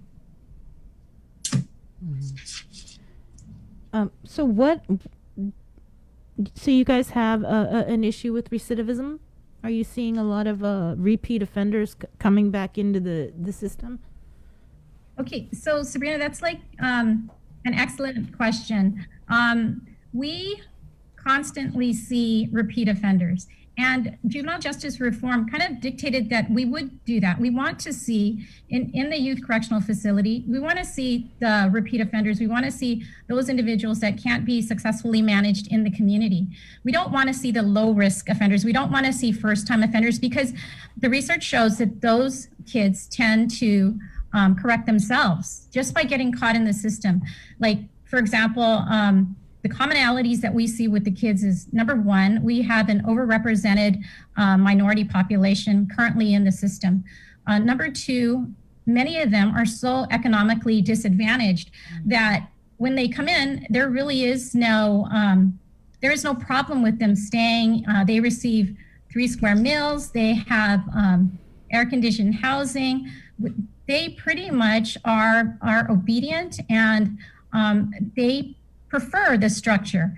And so recognizing these issues, wanting to address these disadvantaged populations, understanding that kids who have housing and financial insecurities have a lot of stress. And when they have this stress, it can be toxic over time. So prolonged worries about where they're gonna live, what they're gonna eat, especially when school is not up, it is really harmful. And so linking them to services, linking their families to services as they transition out, getting them into stable housing, helping the families, being more supportive of families with family engagement. It's so important. Sorry, hold on 1 minute. Sorry about that. My kids are calling. But Hey, Melanie, I wanted to, you mentioned it with schools being out and kids, not having that structure that some of them need so desperately. Have you seen an uptick, increase in the trouble with the kids on island? So again, another great question. Because schools are out, they actually are feeders to the reporting system. And so no, the numbers have been down because school has been out, but that doesn't mean that the issues still persist. GPD also is one of our stakeholders in understanding the pandemic.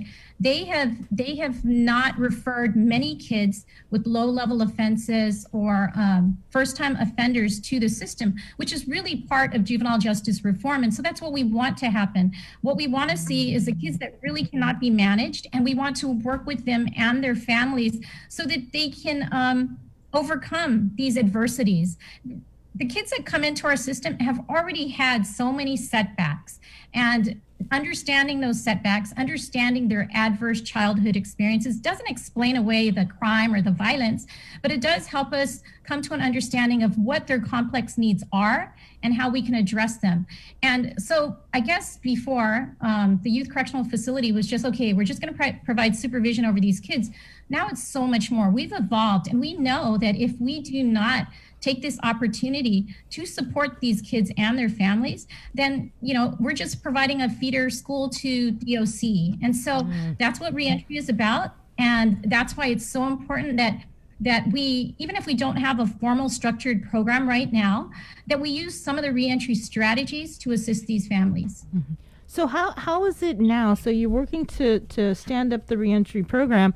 So when the clients leave, I mean, they're not given any sort of counseling, or is it just, okay, see you next time? I mean, no, that's not it at all. We do have an aftercare program that does follow them, but it's basically, the aftercare program is basically looking at court-ordered conditions.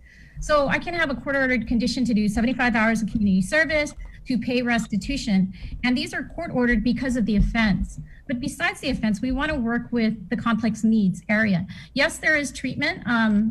If a child comes in or a youth comes in with a sexual offense, there's always treatment involved.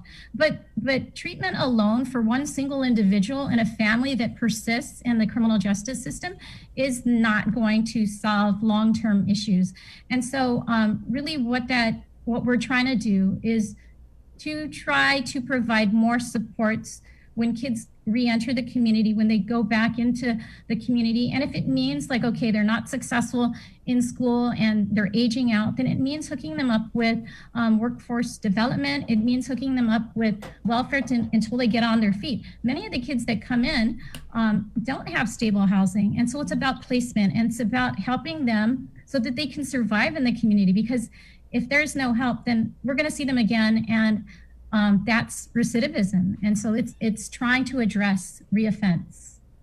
And Melanie, you talked about treatment and what you do there, but I think the goal is to not have kids come into your system. So are there any kind of outreach programs that you're working with, or is there any legislation coming up to kind of get out there so they don't end up in your care? So yes, and again, that's the whole structure of juvenile justice reform. The vanguard was, of course, the Judiciary of Guam. They started using evidence-based programming. They started really whittling down on numerous conditions so that that we weren't setting kids up for failure. So we are the kind of like the last resort. Our purpose really is to house those juveniles that really, really can't be left in the community. They're the repeat offenders. They're the heightened offenders. And so treatment, we do have a contracted therapist, and we do have access to a network of service providers to provide programming. It's been a little different because of the pandemic, but it is all part of this goal to it is a wraparound goal, but it's to follow kids back into the community so that they don't end up aging out and going to DOC. During this pandemic, have you seen an increase, how do I say, in youth being incarcerated because of everything that they're going through right now? There's not as much. There's no face-to-face, right? And they're at home. Some might not be doing anything. Some might be staying out late at night, doing whatever, committing crimes or whatever. So have you seen any sort of an increase in, I guess, youth crimes, youth violence? I personally have been speaking to the chief of police and any of our partners, juvenile probation. And there has been an increase of conduct, but conduct that can still be contained in the community. Our community resource centers, although they're not open for activities, still receive calls almost on a daily basis from parents in the community, just wondering, like, at their rope's end, trying to understand, trying to be home with them, trying to educate them when they're not educators. And they have reached out on, to many of the youth, the resource centers, as well as the social workers within DY. Some of them even asking, like, oh, can I just have respite? Can I drop my kid off for the weekend? There's a lot of frustrated people. The pandemic has caused a lot of anxiety. And I think that our social services supervisor, Robinette Balahaji, can speak to the amount of calls and referrals that we've getting. But in terms of large offenses that require detention, I'm not seeing that. What I'm seeing is a lot of anxiety in the home front. So maybe Robinette, you can speak to that. Hi, Hafide. Good morning. Yes, so we've been noticing a lot of increased calls from parents, just pretty much asking for guidance. Sometimes they just want to have someone to talk to, hear them out. It's been rough for everyone. As far as our resource centers, we have 3 resource centers, one in Deredo, which is Lagu, our Cutton Resource Center, which is here in Mangilao, and Hadza, which is in Agate. Our 3 resource centers are currently closed, but we do accept phone calls. We have staff there daily. Any crisis intervention, we provide crisis intervention. We still follow up with a lot of our court-ordered kids. We are pretty much teleworking, and thank you, Sabrina, for bringing up the video clips on our social media. Please follow. Our staff put in so much work into that. We enjoy doing it. It's so fun. And I hope our message gets across to all our viewers, and just pretty much we're here. We're all in this together. Mm-hmm. Where did this idea come from to go to do this whole virtual, I guess, outreach? So that was really from our director, and it starts from the leadership from the top to bottom. And at the time during the pandemic, when everybody was kind of at a loss, and we were actually receiving most of the phone calls, we had to come back, and meet again and say, hey, we have to somehow find an avenue or channel to reach out to the community, because a lot of the phone calls were just from regular citizens saying, hey, my kid's been home so long. What do I do to help them keep busy? Just, they were needing outlets just to vent. And so Director Brennan was the one that said, hey, doesn't mean that the outreach and the prevention efforts need to stop, even though we can't physically bring people into our community resource centers. And so that's when we met with our youth development team, and kudos to all of them, because they were working. What we did was we came up with a schedule where 1 or 2 of them would come in, or they would all come in at different times to be able to maintain social distancing.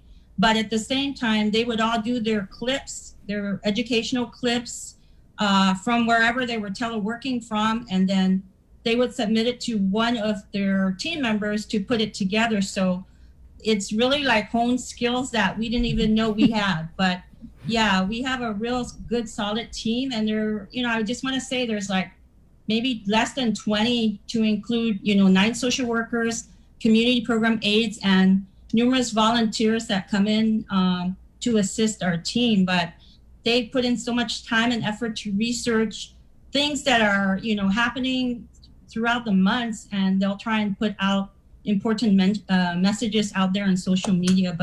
And we were getting a lot of, people commenting on positive things that about those clips. So we're really grateful for the team that we have. Well, great job. Anybody's listening, make sure to follow them on Instagram. It's Guam DYA.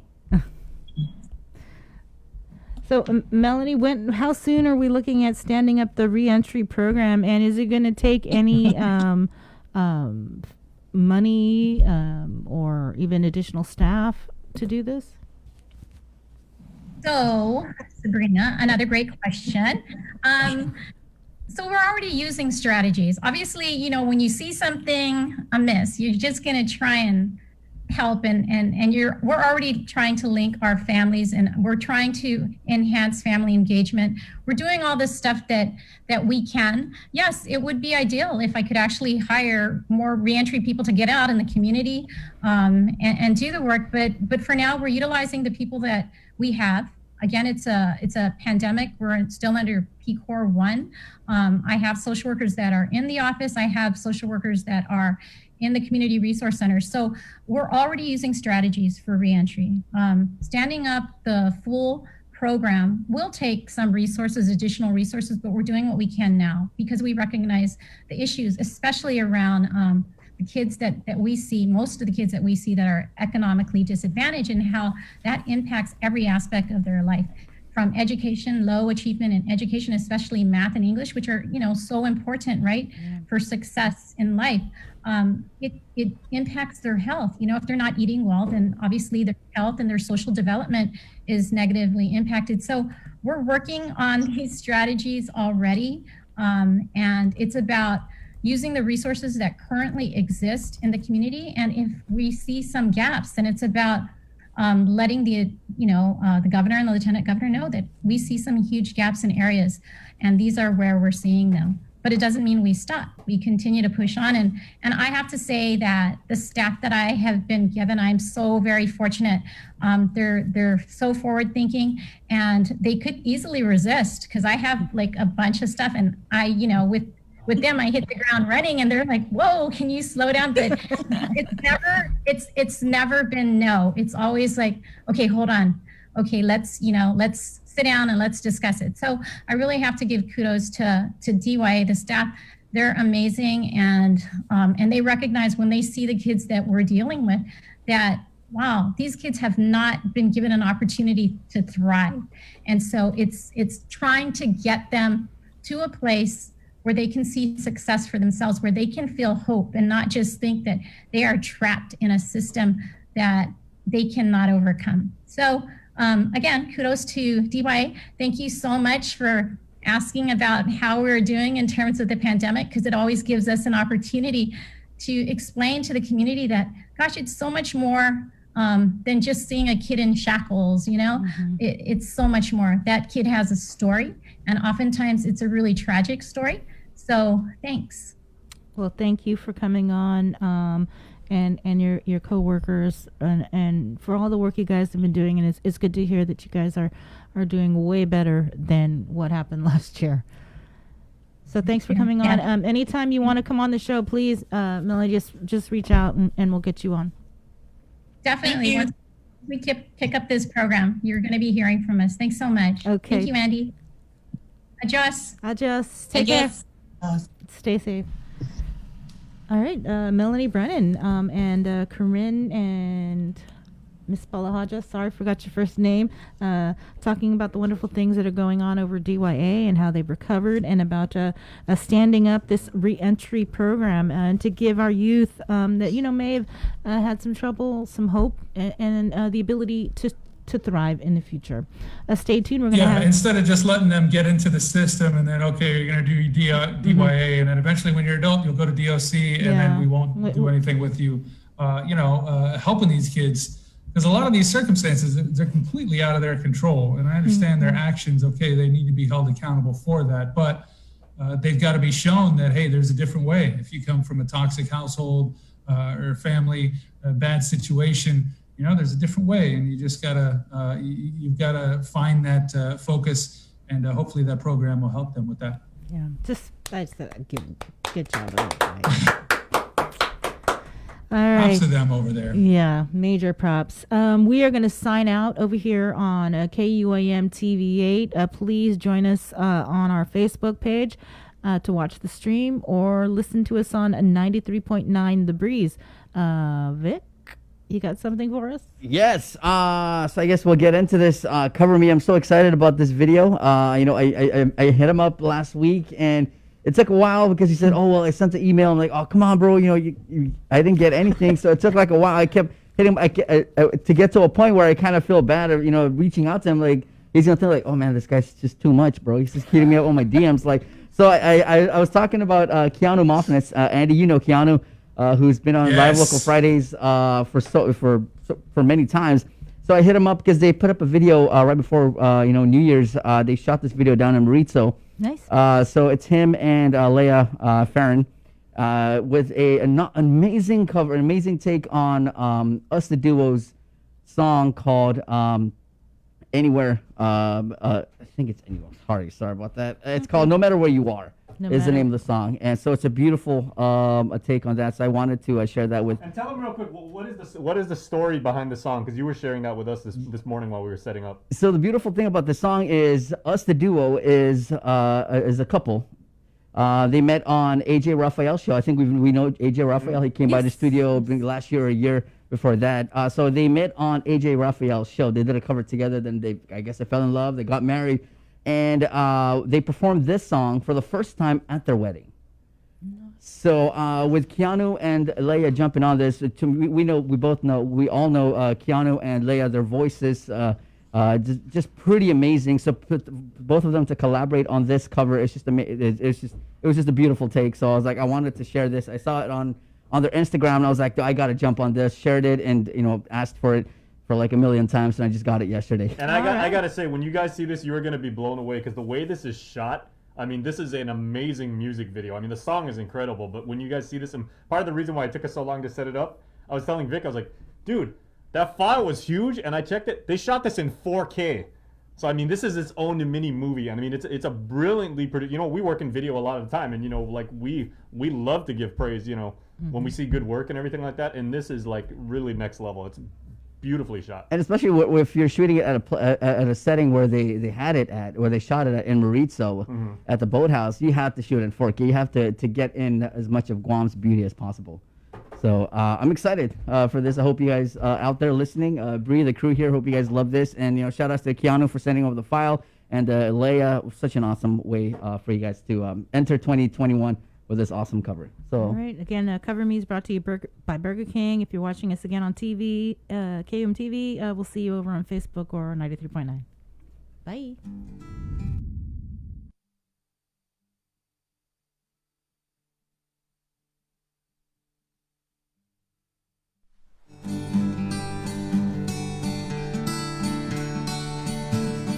I will stand by you, even when we fall.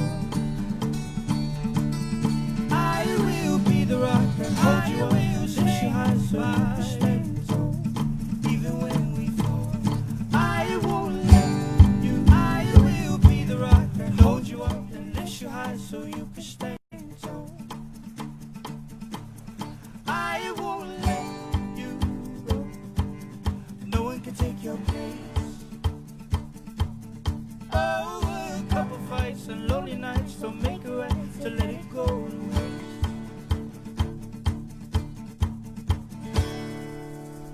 But I won't let you fall. I won't let you go. No matter where you are, no matter where you are, I'll be there. No matter where you are, no matter where you are, I'll be there. I will hold on to everything we've got. A quitter it, regretter it, forgetter is everything I'm not. I'll take care of you. I love you just because you and I are better than forever. Nothing can stop us.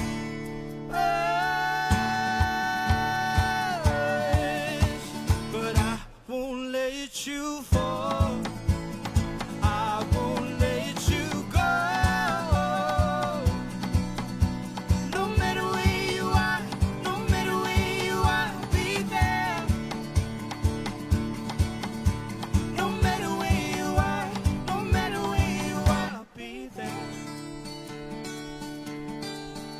We can be the generation who learns how to love. Mistakes and empty promises will never be enough to tear apart these shining eyes that beat inside us now. Let's conquer the percentages and rise above the ground. I won't let you fall. I won't let you go. No matter where you are, no matter where you are, I'll be there.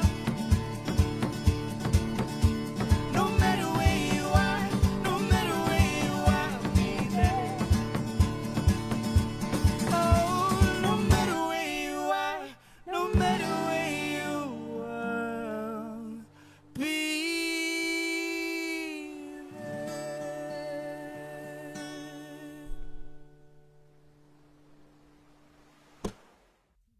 We got your 6. At 6 a.m. with The Link on Breeze 93.9 FM. Bree and I connect you with all the latest news and information What are the you need to know to start your day. Then check back with Guam's news leader at 6 p.m. for the day's top headlines with KUAM News Primetime. From 6 a.m. to 6 p.m. and everything else in between with KUAM Digital, we got your 6.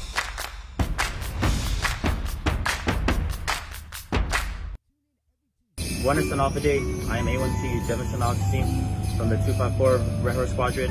I'm currently deployed and attached to the 380th Expeditionary Security Forces Squadron. I just want to wish my family and friends a very Merry Christmas and Happy New Year.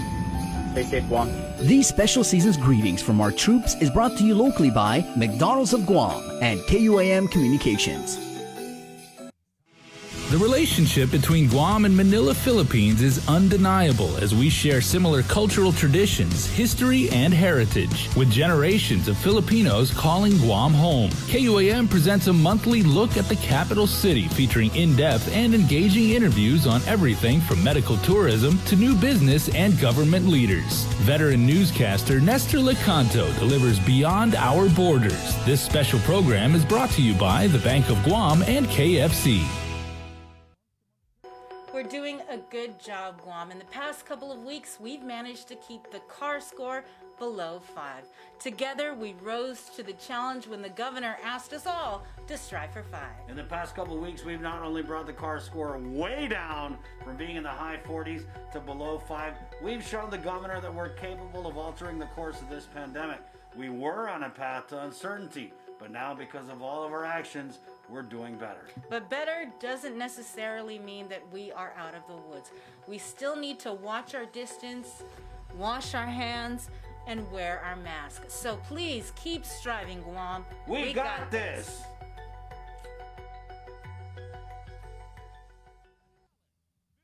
GU Self-Storage, conveniently located near the Harmon McDonald's. We offer affordable rates, online payments, and auto bill pay for your convenience. Plus gate access daily from 6 a.m. to 9 p.m. Call us today at 648-7867 for more information. It takes all of us to protect Guam. Join the Guam Visitors Bureau in our social media campaign series aimed to protect our island and each other in this COVID-19 era. Participate in the Protect Guam movement by wearing your mask, showcasing Guam's heroes, staying active, and downloading the Guam COVID Alert app. Post and share your content with us, use the hashtag ProtectGuam, and you could win $100. It's that simple. Check out visitguam.com for details. Let's reclaim our lives, our economy, and our tourism industry. If you plan on leaving your house, don't forget your face mask. Along with hand washing and social distancing, wearing face masks can drastically reduce your risk of infection. Many people who catch COVID-19 can be contagious before they even start showing symptoms. The more people who use face masks, the less the virus can be transmitted and fewer individuals are exposed. When we both wear face masks, I protect you, you protect me, and we are both safe.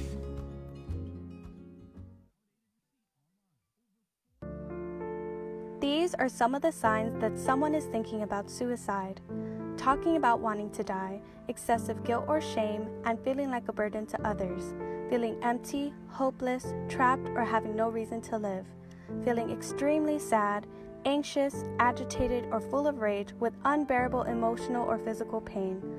Other signs include changing behavior, such as making a plan or researching ways to die, withdrawing from friends or saying goodbye, giving away important items or making a will, taking dangerous risks such as driving extremely fast, displaying extreme mood swings, eating or sleeping more or less, and using drugs or alcohol more often. If you or someone you know is showing these warning signs, get help as soon as possible. Call Guam Behavioral Health and Wellness Center's crisis hotline at 647-8833 or 4.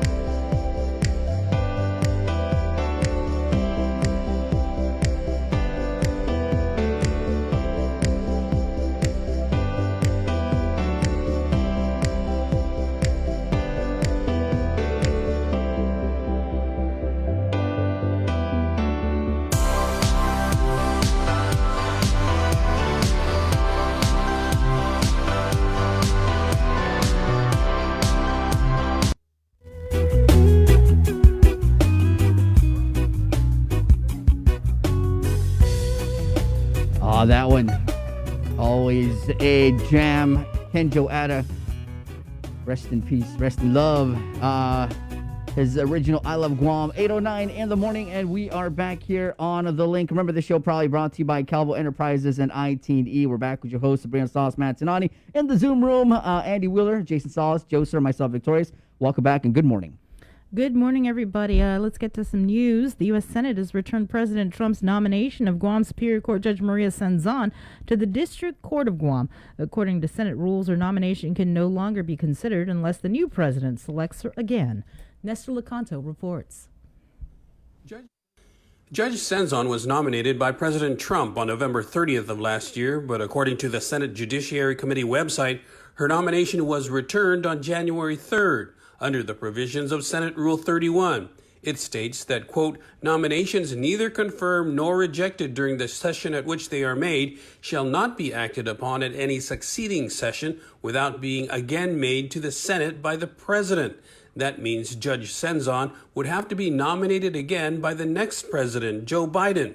Reacting today on KUAM's The Link, Lieutenant Governor Josh Tenorio was non-committal on whether their administration would recommend Senzan to the Biden administration or opt to keep current Chief Judge Francis Tadinko Gatewood, whose 10-year appointment expired several years ago. You know what? I tell you that the governor and judge have had some conversations. The governor's spoken to many folks. And so I'll just say this, I'd leave that for the governor to herself to talk about, but I would tell you that the governor had previously already endorsed reappointment of Chief Judge Francis Tadinko Gatewood since last year. It's really just a matter of the political process, and right now the political process is not being controlled by anybody in Guam. It's really in as part of a national scheme here.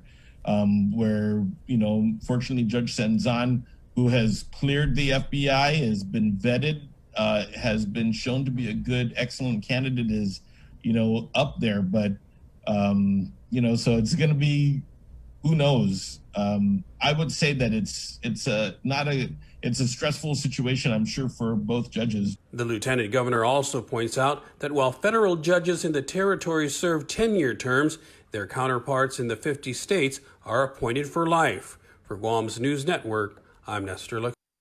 Election officially begins on January 8th for murder defendant Joshua Palacios' trial. Palacios is accused for the fatal shooting of Keith Castro. The incident occurred last July at a home in Jigo. Before Castro was shot, he was allegedly beaten with a metal baton by Thomas Taitano. Taitano has since entered a plea agreement and cooperation deal with the government. He is expected to testify in Palacios' trial. Cynthia Leon Guerrero Paulino was sentenced to 70 months or nearly 6 years in federal prison for selling and using ice. In November 2018, the Mandania Drug Task Force, working with DEA agents, executed a search and seizure warrant at Paulino's home in Agana Heights. According to court documents, Paulino was home when the feds raided her house. She allegedly told investigators she wanted to cooperate and took responsibility for all the drugs found inside the residence. Investigators found a total of 105 net grams of meth in Paulino's bedroom and approximately 4.04 grams of cocaine in a pill bottle inside her bedroom nightstand. Additionally, more than $15,000 was found in a safe inside her closet. She also told authorities she had bank safety deposit boxes, one for her daughter and the other for her daughter's boyfriend. The boxes were searched and contained a syringe with suspected meth residue, a Cartier wristwatch, 2 vehicle titles, and over $500,000.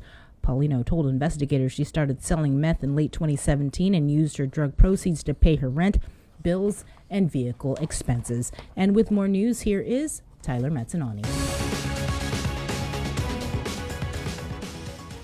Hafa-day, good morning, everyone. I'm Tyler Mazzanoni with your headlines here on The Link.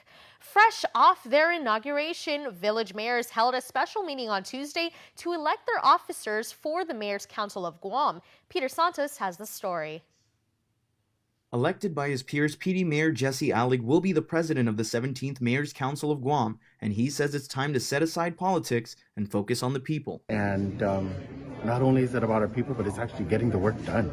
There's just so much talk, so much excuses, and nothing really done. So I'm looking forward to getting the job done. And I'm talking about feral animals, we're talking about abandoned vehicles, we're talking about the same things everyone has been complaining about since day one. According to Sinahanya Mayor Robert Hoffman, who was elected vice president, he says it's also about focusing on lifting up the community. We understand, COVID really took a toll on a lot of the economy and a lot of people's jobs, and we've seen the food lines as we do our distributions. We've seen requests for assistance, so that's something we want to work with the administration on. That's something we want to work with our federal partners with, just to really address it, make sure that they don't forget about Guam.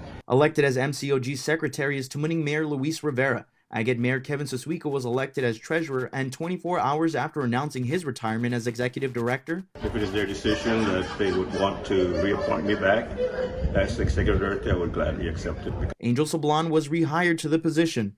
The MCOG's first official meeting is scheduled for Wednesday. The first thing I think is really to get our council back together again.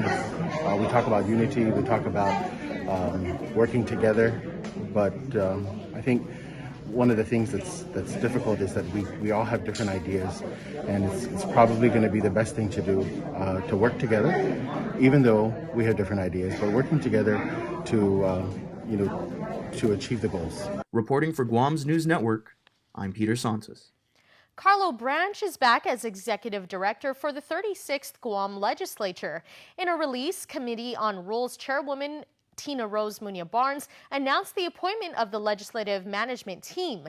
As you may recall, Branch formerly served as executive director of the 35th Guam legislature. Most recently, he served as the policy director for the governor. Agnes Cruz will continue to serve as the chief financial officer.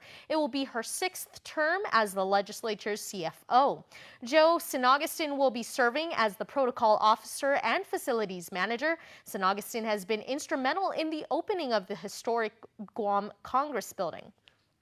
A significant portion of the island's eastern shoreline has been under invasion by the Portuguese man-o-war. In this next report, a longtime business owner in Ipan says he hasn't seen it this bad in years. We went down to Talafofo to Jeff's Pirates Cove to see the Indo-Pacific man-o-wars, a shocking sight as captivating little blue bubbles draped along the beach shore. I mean, they look pretty, they're a nice blue color.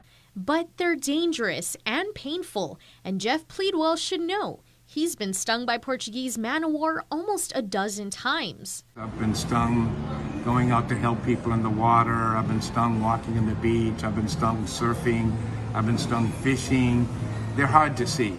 Pleadwell, who owns Jeff's Pirates Cove on the island's east side, says with the winds and waves picking up, the man-o-wars have gone airborne. They're really a hazard, and if they keep washing up with the high waves, they end up on the shore in the grass, and they can actually blow onto people or come up pretty close further to the building. And I don't want the kids to touch them. I want people to be aware that these little bubbles, even if they're clear, even if they die, they can sting you up to 10 years, and it hurts, and you will scratch a hole through your skin, so they're not a good thing.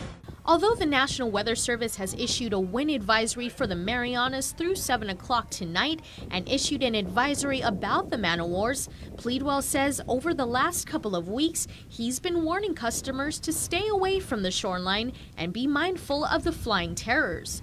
They fly in here across the top of the ocean, floating, and always, every year they come, but this year is exceptionally bad. In fact, the issue is so bad, warning signs can be seen advising all that pass through to not engage in water activities. If you see them, just stay away from them, keep your children away from them, and be aware they can hurt real bad if they sting you.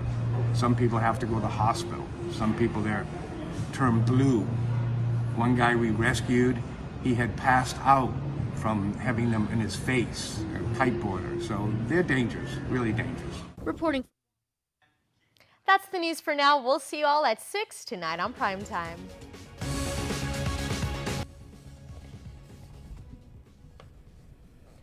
Public Health will hold another vaccination clinic starting tomorrow through Saturday at Ukadu High School. Public Health will begin administering the second dose during the 3-day vaccination clinic to those who received their first dose between December 17th and the 19th. Those who are due for the second dose are reminded to bring their immunization card to the clinic so it may be properly documented. Public Health is also giving the first dose of the vaccine for those who fall under Phase 1C or individuals 60 years and older. According to the schedule, those who are receiving their second dose should go to the vaccination clinic between 9 a.m. and 12 o'clock noon, while those receiving their first dose under Category 1C, again 60 years of age and older, can get their vaccination between 12 to 3 o'clock in the afternoon. Please note that in order to take the COVID-19 vaccine, you must meet the following pre-screening eligibility criteria. You must not be currently infected with COVID-19 or previously infected within the last 14 days, and you must not have received any other vaccine, such as the flu shot, in the last 14 days. Meanwhile, during the most recent VA PPC meeting, the committee was informed of Guam's January vaccine allocation. Public Health has been authorized to order 7,800 Pfizer vaccines and 7,200 of the Moderna vaccines for a combined total of 15,000 doses, which will fully immunize 7,500 individuals. Public Health has also partnered with the 5 Guam Renal Care Centers to train its nurses and staff on the proper procedures for administering the Moderna vaccines to dialysis patients. As for the latest numbers, the Joint Information Center reports 13 new COVID cases out of 808 tests performed on Monday. Guam's current COVID case count since last March is now 7,357, with 123 deaths, 102 active cases, and a little over 7,100 recoveries. There are 10 COVID admissions in island hospitals, 3 patients receiving ICU level of care, and 2 are on ventilators. Guam's CAR score is currently 0.9. Time is running out on President Trump's bid to overturn November's election results, showing Joe Biden will be the next president of the United States. Congress meets tomorrow to certify each state's electoral college results. More than 100 House members and at least 13 senators plan to object to the vote. Natalie Brand has more details from the White House. They're not taking this White House. We're going to fight like hell, I'll tell you right now. President Trump is calling on a key ally to challenge the election results when Congress meets tomorrow to certify President-elect Joe Biden's victory. I hope that our great vice president comes through for us. He's a great guy. Of course, if he doesn't come through, I won't like him quite as much. 13 Republican senators have promised to come through for the president in challenging the results. I will object to the Electoral College vote. The president's fight against the election has caused a rift within the Republican Party between those who accept the results and those backing the president's effort.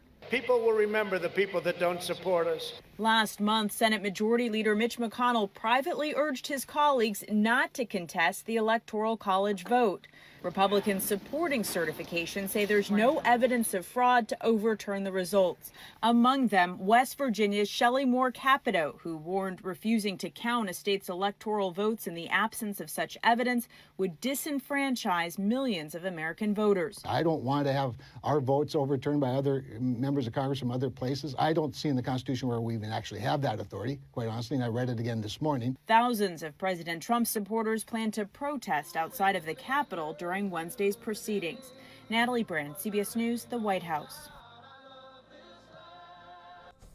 And finally, the Taiwan and Economic Cultural Office in Guam, led by Director General Paul Chen in coordination with GovGuam, will hold a joint humanitarian and medical purpose charter flight to Taiwan through China Airlines. This will provide help to about 50 passengers, which include Guam residents who are unable to seek off-island medical treatment because of the COVID pandemic and canceled direct flights. The flight also includes Taiwan citizens who were working in Guam and Saipan who lost their jobs due to the COVID situation. As such, intend to return to their homeland in Taiwan.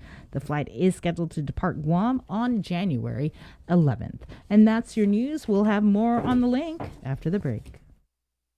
It takes all of us to protect Guam. Join the Guam Visitors Bureau in our social media campaign series aimed to protect our island and each other in this COVID-19 era. Participate in the Protect Guam movement by wearing your mask, showcasing Guam's heroes, staying active, and downloading the Guam COVID Alert app. Post and share your content with us. Use the hashtag ProtectGuam, and you could win $100. It's that simple. Check out visitguam.com for details. Let's reclaim our lives, our economy, and our tourism industry. Buenas Day. I am A1C Jefferson Augustine from the 254 Red Horse Squadron.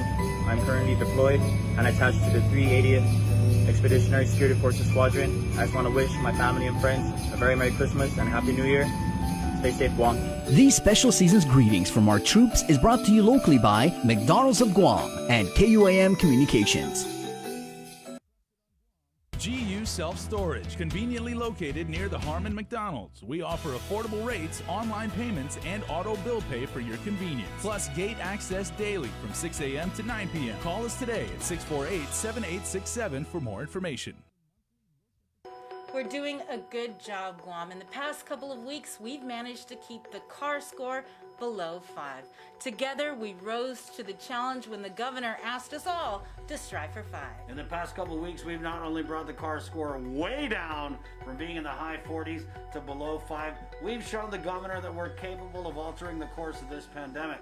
We were on a path to uncertainty, but now because of all of our actions, we're doing better. But better doesn't necessarily mean that we are out of the woods.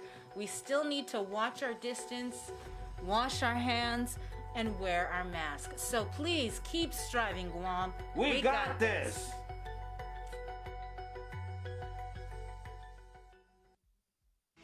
The relationship between Guam and Manila, Philippines is undeniable as we share similar cultural traditions, history, and heritage, with generations of Filipinos calling Guam home. KUAM presents a monthly look at the capital city featuring in-depth and engaging interviews on everything from medical tourism to new business and government leaders. Veteran newscaster Nestor Lecanto delivers Beyond Our Borders. This special program is brought to you by the Bank of Guam and KFC. We got your 6. at 6 a.m. with The Link on Breeze 93.9 FM. Bree and I connect you with all the latest news and information you need to know to start your day. Then check back with Guam's news leader at 6 p.m. for the day's top headlines with KUAM News Primetime. From 6 a.m. to 6 p.m. and everything else in between with KUAM Digital, we got your 6.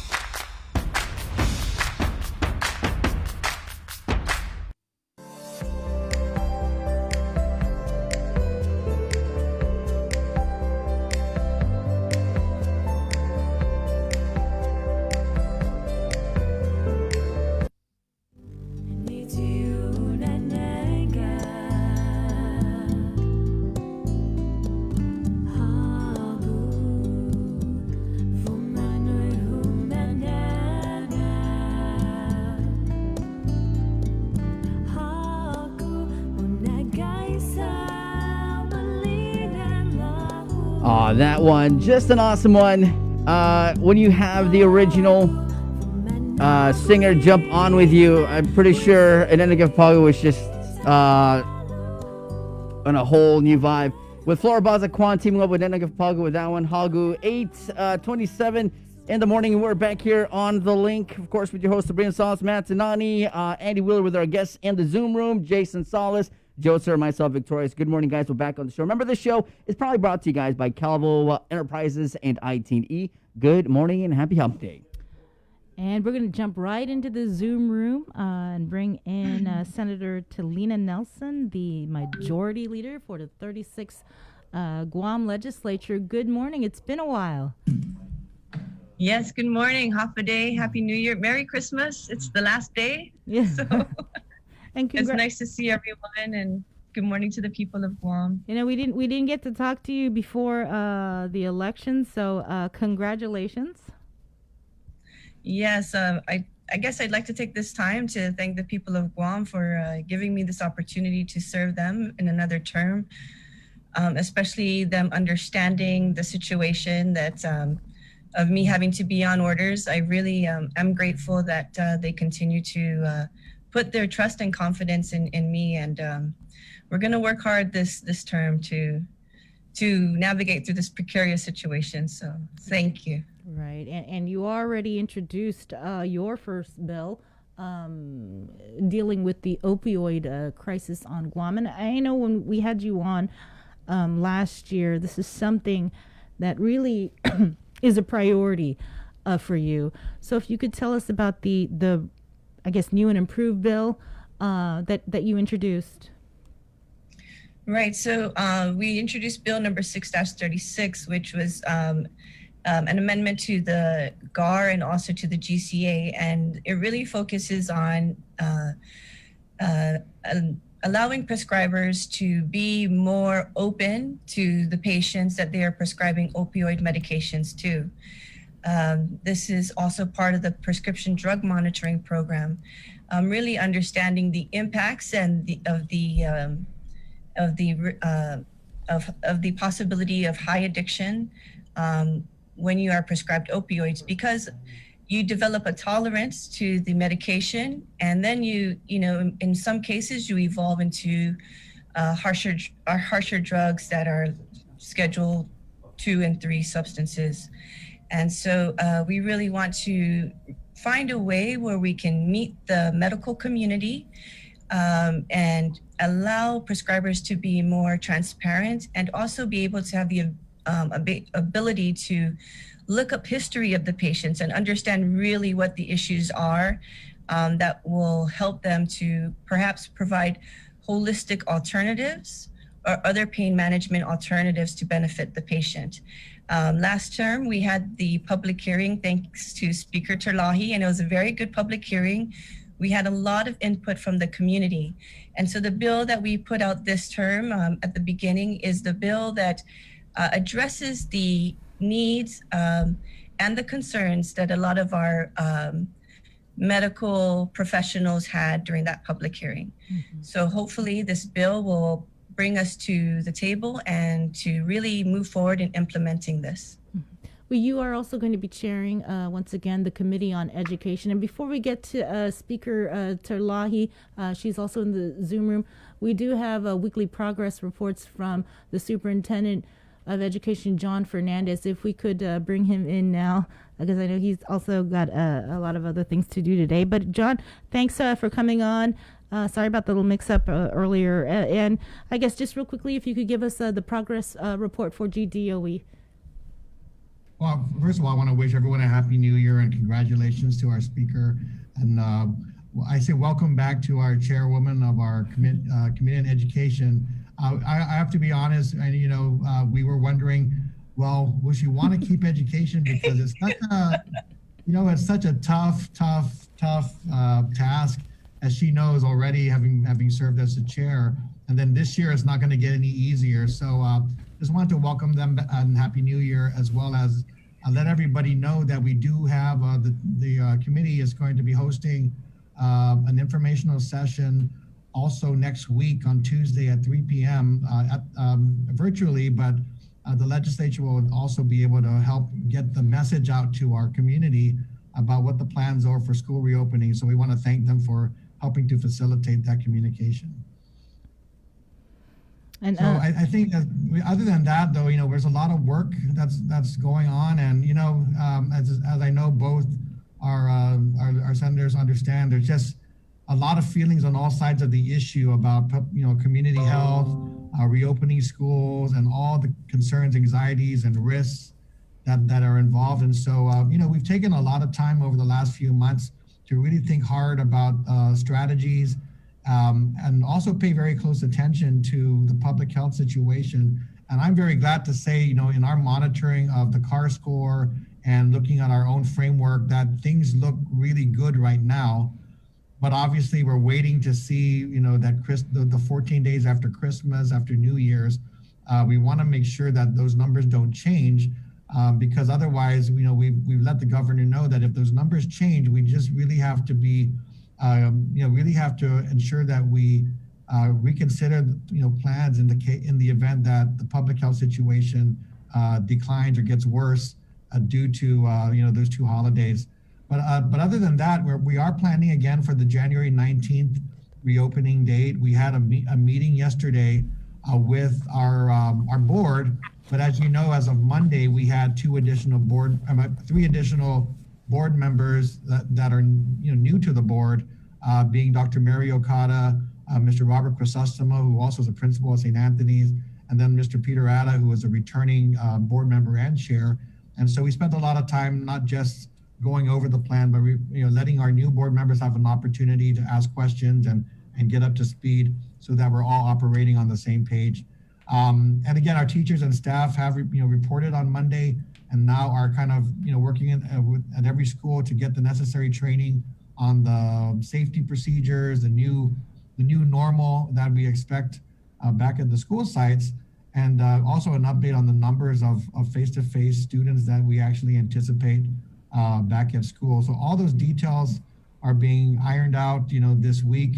We'll be out at the schools just to ensure that everybody is has the support that they need, and if any concerns are raised, and just to make sure that we're aware of those and can address them before we welcome any student back. And I know that are a lot of tutorials and videos that will be coming out shortly regarding safety on buses, safety at schools, that we'll be pushing through our channels, and hopefully with the governor's support through PBS and the governor's channels. And we ought to talk to the legislature as well. Any help we can get in just pushing those, that safety information out. Don't forget KUAM. Absolutely. Any help we can do we can get. Issa, our PIO, will be handling that, but I know she's been getting that together this last few days. Mm-hmm.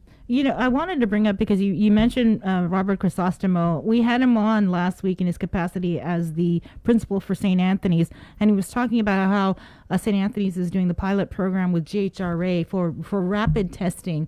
And public health, they were on yesterday, and they were talking about how we have thousands upon thousands upon thousands of these rapid Binax test kits.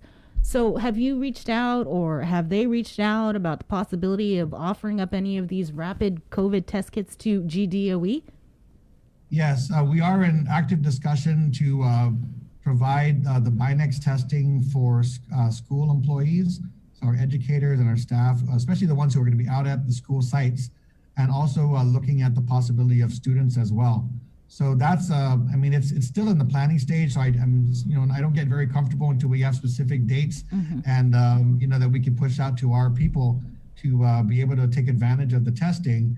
But it's one way, we consider it a good, a way to screen, going into the reopening of schools, our employees and students, who, given the fact that we know vaccinations are not yet, able to be distributed to the educators and staff yet. But we're having both conversations. So vaccination, we're pushing and trying to assist the government in their vaccination strategies. We've made Okadu High School available, and we've worked with the school community there to just do what we can to ensure that there's a place that people can go and get through the vaccination priorities, so that we can get to a point where we can get our school employees vaccinated, the ones who are interested in. And then we know there are many who are not yet comfortable with the vaccination, but that's where the testing could come in. And right now, the public health did ask whether we were interested, because they did have the available tests.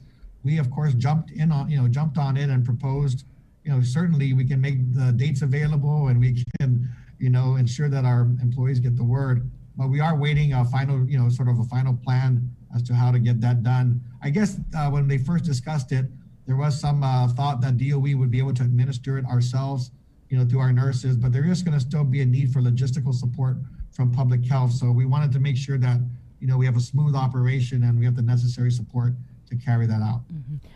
We had the LT on yesterday. He mentioned that he would bet. He's not a betting person, but he said that he would bet and almost guaranteed that the governor would be changing the P-Corps status before the return of face-to-face. Have you heard when that's going to occur, or anything about what P-Corps status we're going into? Yeah, I'm absolutely not betting at all. I'm just going to go with the executive order that we know is out there and work with that within that authorization. And right now, it looks as if the governor is comfortable enough to go with a limited reopening. I mean, we still have a lot of safety requirements at the school sites. So, it's not going to be like we're able to bring everybody back at once. You still have to abide by physical distancing, the face mask, and so forth. So this will give us a starting point. And I think that's very important to just let the community know that on the 19th, that really is a starting point. It's not, it's not where we're going to end up. We do want to steadily expand the opportunity for face-to-face instruction. A lot of that's going to depend on the community health situation staying in a good position for us to stay open. And number two is going to take a lot of cooperation and collaboration at the school level between students, parents, teachers, and staff to ensure that all the safety requirements are met, and that we operate a safe school environment before we expand any further for other students to come in. And just real quickly, all their nurses are back to GDOE? Yes, our nurses were able to return back to GDOE on January 4th. They are participating in the training and the preparation. Our social workers are returning on the 11th. They also have been assisting with public health, but that's really to support GDOE's opening and the fact that we're such a large agency. But the reality is we are working on an MOU with public health, because we don't want to abandon public health and our role in supporting public health as well. So what we're looking at is as we schedule the days for online learning and for face-to-face learning, when our school nurses and social workers are not required to be at the school sites, we are trying to plan opportunities to ensure that we assist with the testing, and the vaccination drives that public health is putting out there, because we also know that that'll affect our stakeholders as well. And it makes sense to just have a scheduled availability of our employees to assist with that, knowing that it'll help us in our efforts to keep schools and our community safe. All right. Thank you so much, John. Was there anything else that you wanted to get out this week? No, absolutely. No, I will. I think next week we'll be able to have our public hearing and some of the final details about reopening that we can push out to the community. And at this point, I didn't want to take any more time from our speaker and our chairwoman from our committee. So I just want to welcome them again. Happy New Year to everybody. And, we'll be there next week, to give you all the details, answer any questions that our legislature might have, and then hopefully make sure that more members of our community are up to speed with the latest information so that they're ready to go when the 19th arrives. All right. Thanks a lot, John. Okay, thank you. We'll see you next week. See you next week. Okay. Again, John Fernandez giving us a progress report. He comes on the show every week to just kind of keep parents and stakeholders informed about as they prepare to return to face-to-face instruction on the 19th of January. So thanks again, John. Back in our Zoom room, again, we have Speaker Therese Chalahi and Majority Leader Senator Talina Nelson. Thanks again, ladies. We'll go to Speaker Chalahi. Congratulations. Thank you, Bree. Thank you, Andy. Good morning. And again, thanks for all the work that you've been doing, especially keeping us informed and bringing all these people from public health, education, the Lieutenant Governor regularly so we can all keep updated. We really appreciate it. Well, it's a job, to make sure people are informed. So how excited are you about this speakership position? Well, I'm excited. I'm excited for,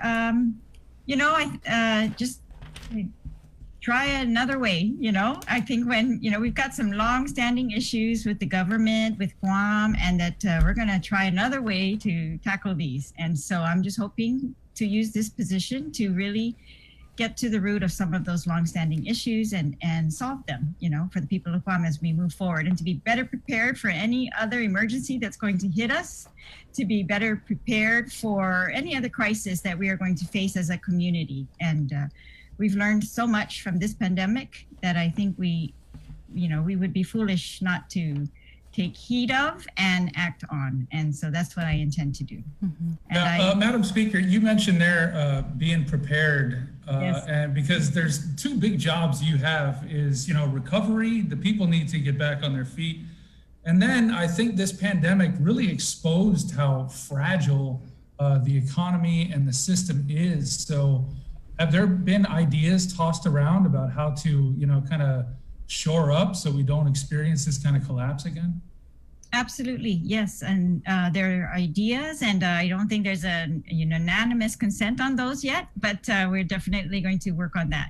I think consensus is how we're going to accomplish these things. And so, yes, ideas, especially diversification, of course, is one, but we've got systems that we just have to shore up no matter what, especially our healthcare system. That's, I think, the priority. We've seen that is the most fragile of all of our systems, right? And we first need to ensure that nothing is going to hit us as hard as this has. So we're going to take care of that. And but I'm very grateful for the support of my colleagues, and that I think they're all optimistic that they all seem ready to work very, very hard. As you've seen our majority leader introduced bill on the first day, tackling another one of those very important issues, the opioid crisis and drug crisis that we have on Guam. This is one thing I think with her leadership we're going to be able to address as well, that we've all been trying since we got elected, is to get to the root of this the drug issue on Guam. And it causes other, it's the root of crime, it's the root of many problems in families, and so we're going to do our best to get to the root of that. So I want to thank her for her work in that regard. Mm-hmm. But yeah, you're right, Andy. Mm-hmm. Lots of work to do, and we need to take all the ideas and hash them out. Mm-hmm. Yeah, and we talked to some of the Republican senators, Senator Moreland Blouse Jr., they have their ideas, their bills, and everybody, like I said, we all want the same thing. We want to be safe. We want to be able to get back to work, be able to take care of our families, be able to live. And so they have their ideas how to get there. You guys have your ideas how to get there. And where exactly is the middle ground? Because everybody is saying we need to come together, but where are you going to come together to? Well, I can't speak for everybody, so I think the middle ground is yet to be seen. However, for example, I think, of course, reducing reducing taxes whenever we can is always a good idea.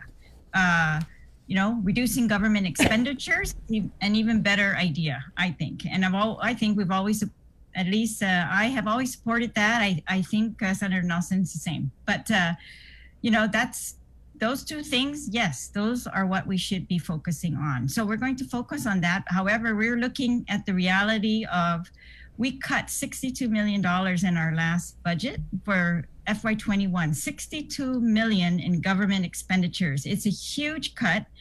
And yet we're looking at the new report from, I think it was December, that shows, up to December, we did not collect for the first quarter what they predicted we would.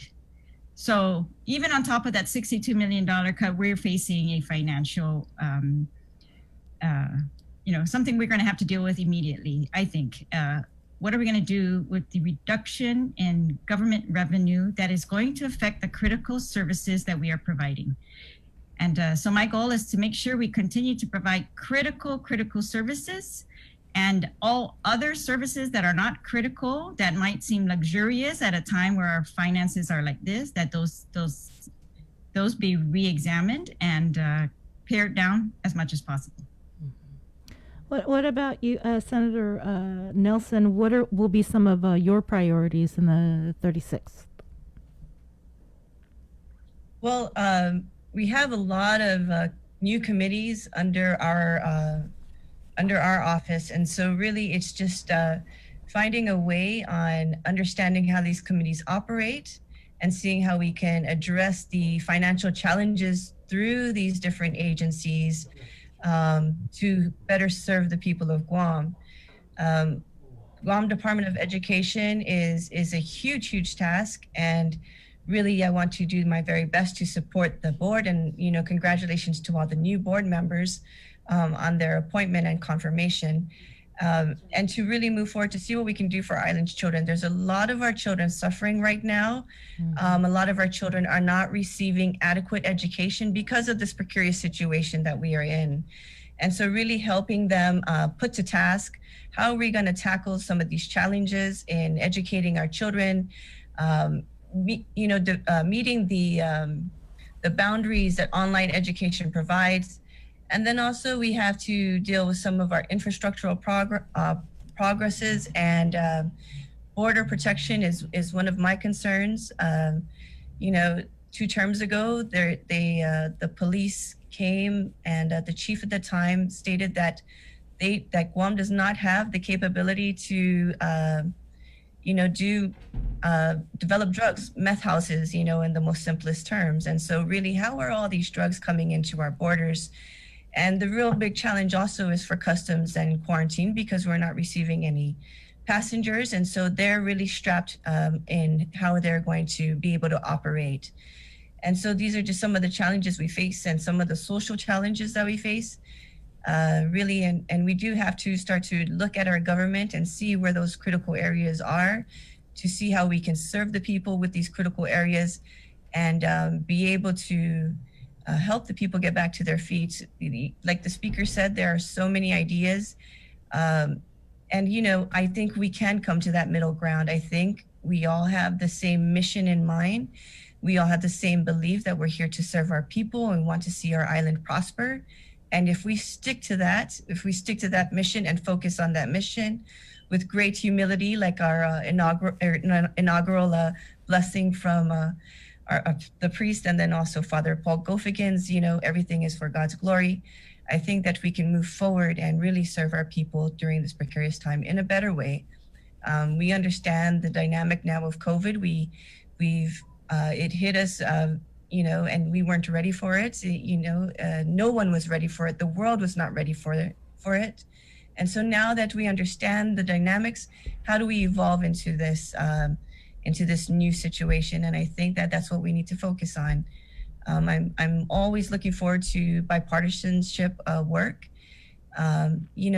We can't all be yes men in the room. We have to have someone saying no. We need collaborative minds to come together so that we can build back our island back to, a safer area, a safer place, and also addressing the protections that we need for the people of Guam. You mentioned this, Speaker, a new way, right? Going forward. Can I guess both of you kind of share then what were some of the lessons learned from the 35th? Well, I think, look, as you just, most of the senators that are coming in, they are experienced. They are very passionate. They are coming in, after many of them with a lifetime of service to the government and to the people of Guam in very different capacities. And I expect that we can use all of those skills and capabilities to make policy better, to make communication with the people of Guam better. I think we could always use better in that regard, and you've helped us very much to get these messages across. And pretty much, I just think it's that disconnect, when the people can't understand why the legislature is doing certain things, prioritizing this over that, they lose trust. And I think we need to build trust, because when we need to act quickly, we need them to be right where we are, to know everything we know and why we are making the decision. And if it's a risk, to be with us, in that we're going to take this risk because we want to solve this problem. And this is the best way that we can see right now. And I don't want to create a further divide that, with the community. I think that hurts all of us, because we need to act together as a community. And one of the strengths of Guam is when we care for each other, and I want to foster that. I do not want to do the opposite. We need to care for each other first, over politics, over partisanship, over anything else, over, Father chided us about, celebrity. All of that is second to, what do they need? We've got people suffering, Andy, as you said. Businesses are suffering, and that is causing great suffering in our families. As Senator Nelson said, the children are suffering. I don't think we've yet seen the real impact of this on them, and we're going to be seeing that in the years ahead. So we just have so much work to do. And so I'm just looking forward to this passion, this energy, this experience, and this dedication that I see in my colleagues. And so I just can't see, we have no excuse to go wrong. We should go right. We should we should work together very well. And even if it's tough, and believe me, working together, sometimes it's not easy. It's tough. You've got to have the fortitude to withstand criticism. And, I am number one who likes to be criticized. I don't, but I will, if that's what it takes. We're going to listen to criticism. And we have to listen to each other. And I think the more we can do that, that's a skill we're going to have to foster in each other, and just keep reminding each other that we are here for the people of Guam. First and foremost, we're here for them. We're not here for anyone else. We're here for them. The legislature was set up as an independent branch because of that, because, the people wanted a place to be represented against all other parts of the government. And they wanted a place of last resort to come to when the rest of the government is just not meeting their needs. And so we are going to be that for them. If I have any say in it, that is my goal. Senator Nelson, lessons learned?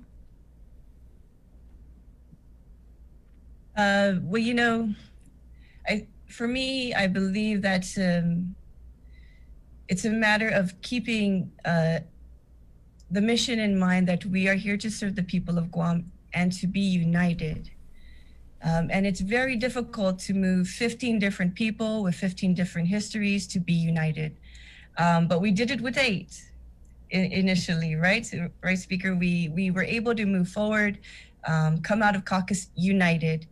And what allowed us to do that was because we kept the mission in mind. We put all of our understandings aside, and we focused back on the mission, and that was to prioritize our people.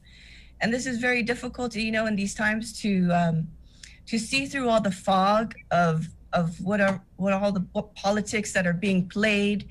But if we focus on this, we can move forward together, united.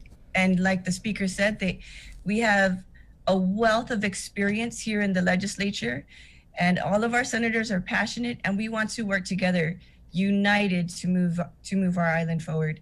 And it's true, the legislature is the branch that the people are the closest to.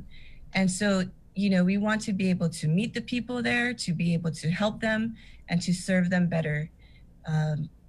You know, it was very difficult for us in the beginning last term because COVID was something new. This pandemic was something we've never experienced. But one of the lessons learned is that we need to focus on our healthcare. We need to prioritize our healthcare, our education, and really see, and we have to cut away some of the luxuries in the government that, you know, that may cost us in the end. When you say luxuries, what do you mean luxuries?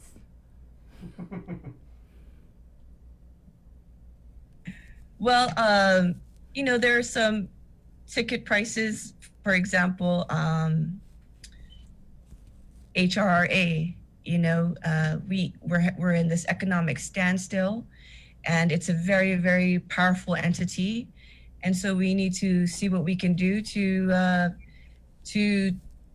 prioritize the funding elsewhere, prioritize the funding in our hospital, prioritize the funding to help our businesses stand back up, prioritize the funding for our education. Those type of agencies, right? They're very, they cost, but we don't see the work. We don't see anything produced from it. And so we got to look at those agencies and see where we can do to reprioritize the funding to areas that we need to, especially because, like the speaker said, we cut over $60 million in our budget last year. And it was a very difficult pill for me to swallow because, you know, Guam Department of Education also took a hit. And so I was very concerned with that because it is about our children. And now we're not collecting revenues that we anticipated that we would collect. And that's also very, very concerning for me. How are we going to move forward? We may need to address the budget again. And you know, the Office of Finance and Budget Chair is going to give us this kind of information. He's been open with us about some of the challenges that he sees in the government, and we're waiting on him to lead the way in that and see where we're going to find a way to restructure the government. So we're talking about possible reorganization, consolidating of agencies, things like that. If I may jump in, yeah. Some of it is also just, you know, putting on hold some of these projects that we've had planned, because some of them are still excellent projects for the long run, but we are, you know, suffering a temporary pause, I think, and that we need to prioritize where those pauses should be.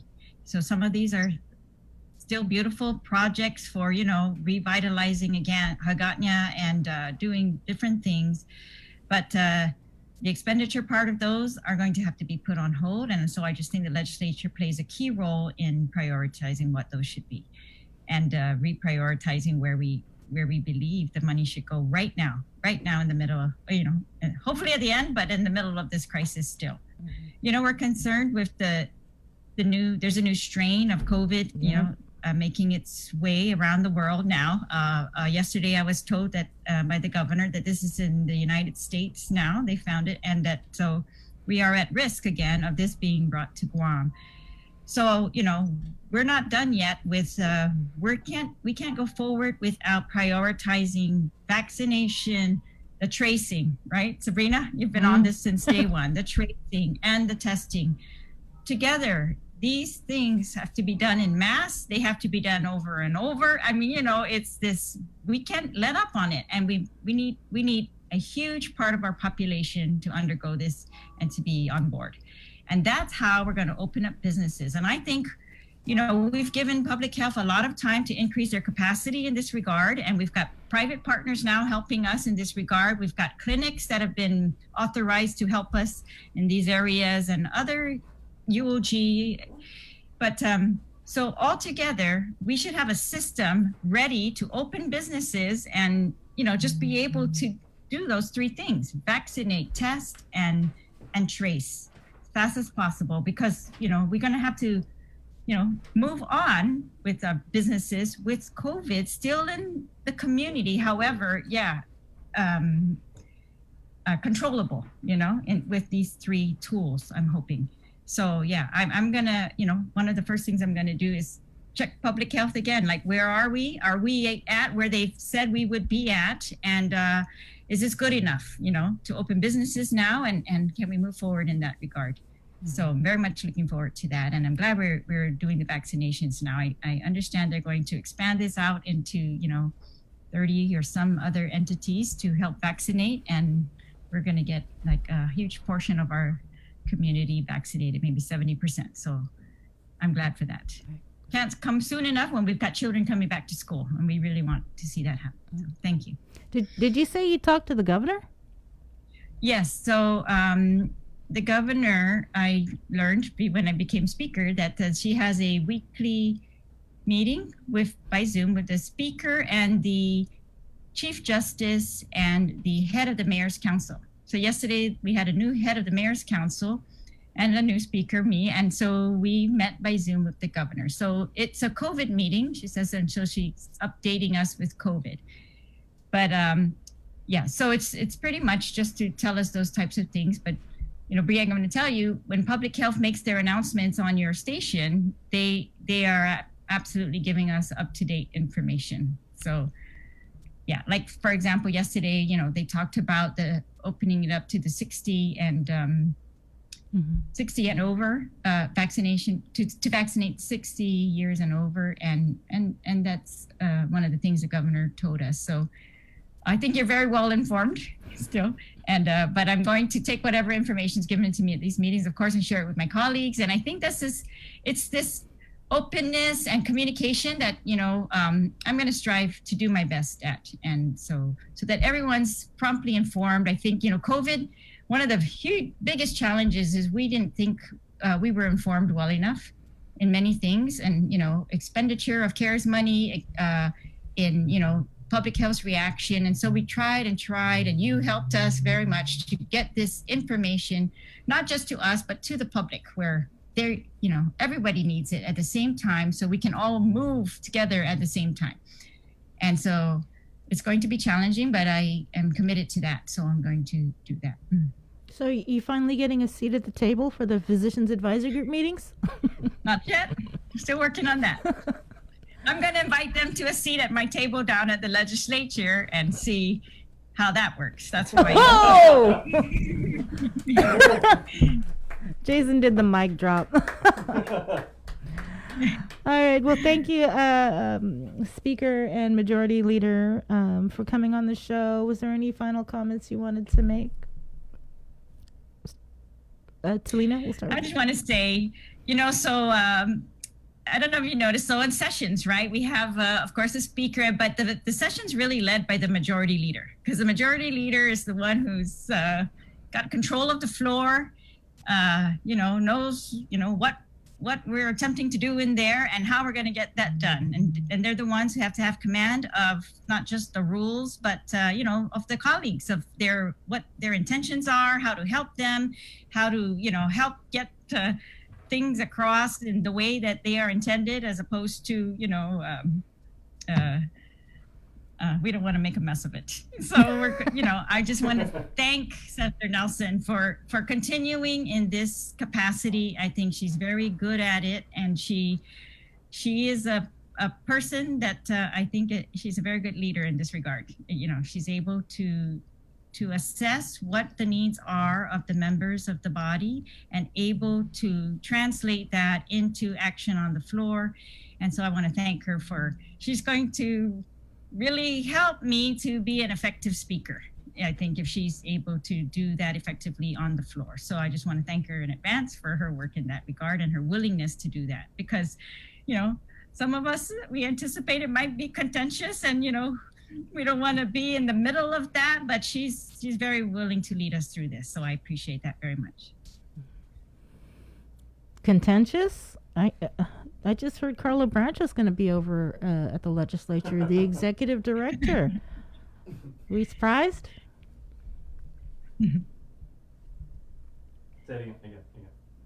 You said contentious. I heard Carlo Branch was going to be the executive director. Were you surprised? Oh, yes, I was surprised. I am surprised. Just learned that yesterday, probably same time as you. Got to communicate. Come on, people. Senator Nelson, any final comments? Yes, I just want to thank my colleagues, for really allowing us to move forward together, for being united. Also for the people of Guam, to thank them for keeping us in check, reminding us of that we are here to serve the people of Guam, and that the legislature is here to serve you. And so please, if there are any ideas, if there are any recommendations on how we can move the people forward together, our offices are open. This is what you elected us to do. You elected us to serve you, to work for you, and to address the needs. And so really, we cannot do this on our own. We're 15 people, and we have different ideas, but we also need the public to give us some ideas on how we can bring our island back and to a safe area, to regrow our economy, to look in different areas. And we need that from everyone. We need that from our local businesses. We need proposals. We need help to find solutions, because we cannot do it alone. And we will definitely do what we need to do to help the people move forward, because it is important that we are united together, especially during this very difficult time that our island faces. United is preferred. We cannot be divided at this time. We need to be able to meet together and to appreciate our differences, but to always move forward and to keep the mission in mind that we want to bring our island back and help to evolve through this new normal. Maybe with COVID, a new strain of COVID, we're going to have another new normal, right? So we don't know. We're in such a precarious situation. So please continue to pray for us. And, my office is always open to the people. So please do not hesitate to reach out to contact all of us and me. Thank you. Thank you, Sabrina. And thank you, Andy. Thank you, guys. And our phone lines, our microphones, we're always going to be available whenever you guys need to get anything out to the community. So thank you. Appreciate that. And thanks to everybody. Thank All you. right. Take Stay care. safe. Happy New Year. Happy New Year. All right. Speaker Therese Terlahi, Senator Talina Nelson. Looks like we're going to be seeing some changes over the Guam legislature. Kind of interesting. She was surprised by Carlo Branch's hiring, but ooh, guess it is what it is. You said changes, they said changes, and they said coming together, and we've got work to do. Well, get to work. There's a lot to be done. Mm-hmm. Everybody, even us here, we've got a lot of rebuilding to do, and so everybody on island has to. And talking about it's one thing, but doing it's an entirely different thing. Yeah, and we'll see what happens. I'm looking forward to see Speaker Terlahi in action. And I guess we'll just see. Hopefully, I they hope, can all I work hope together. That everybody comes together and they get these things done and get the people the help they need and the relief and just get us back on that path. But we'll see. They always say, around campaign time, it's always, a lot of stuff. We're going to come together in unity and all that. And then when you get into session, it can be pretty contentious. But I think now, just with the way the people are hurting, we really need it. Well, I think if anybody has watched the 35th Guam legislature, excuse me, and you've seen Speaker Terlahi, she has always been fighting for the people. She's always been very compassionate. She speaks with emotion. And so, to hear her get the speakership, hopefully, we'll see some change, like she said. When she spoke during the inauguration, she talked about many people lost trust in the legislature. She wants to change that with a responsive legislature. She said that she looks forward to healthy debate in the legislature based on truth and facts. She wants to work with her colleagues to rebuild our island together, more fortified and united. She will work to raise the standards we hold ourselves and hold the government accountable. So it's, yeah, and like they said, they need the people's help as well. It's not just, hey, we elected him, okay, sit back and let them do their thing. They want to hear your concerns. They want to hear your perspective. They want to hear your ideas. So, hey, if you want to get involved, go to those public hearings, call your senator, let them know that, hey, I've got these concerns, I've got these things. So it's going to take all of us. This is not just sit back and wait for everything to be perfect for me. We've all got to do a lot of work. So everybody's got to do their part. like our friend Glenn Lujan says in our stream right now, he said, everyone, just keep your eyes open and watch our legislature. So please. Yep. All right. Speaking of legislative action and another senator, our Peter Santos, he interviewed Senator Clint Rogel. He just introduced, actually, I believe it's 2 bills, Monday, I think on the day of the inauguration. And there's also a Cannabis Control Board meeting today. So Peter talked to him about his bills and also this pending CCB meeting. Yes, Jason? Yeah, and I was actually producing this interview that Pete did, and it was very, very good. And both Pete and the senator spoke very frankly. And Senator Rogel now, he now is a veteran of the legislature, and he's very familiar with the process. When he was a colleague of ours here, he was actually complimented by you on how he prepares, on how he would, get ready to do stuff and do his research. And he really pulled no punches when he came to talking about, some of the backlash that he's gotten about, particularly cannabis in Tumon, particularly how GVB is saying, they've got apparently these studies and everything like that. So, he did not back down from the opportunity to share those thoughts. And, he spoke very, very frankly about it. So I think you're going to get a lot out of this interview. All right. We got the interview.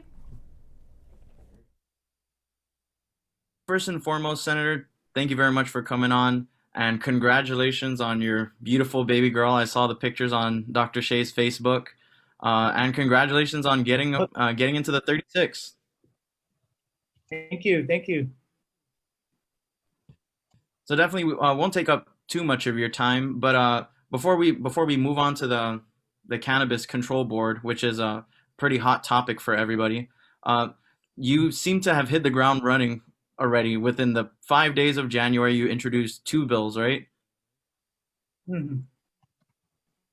Oh, yes. So those 2 bills introduced are, just to be clear, actually, I'm reintroducing bills that I introduced in the last term that did not make it to session floor because they were never reported out of their committee.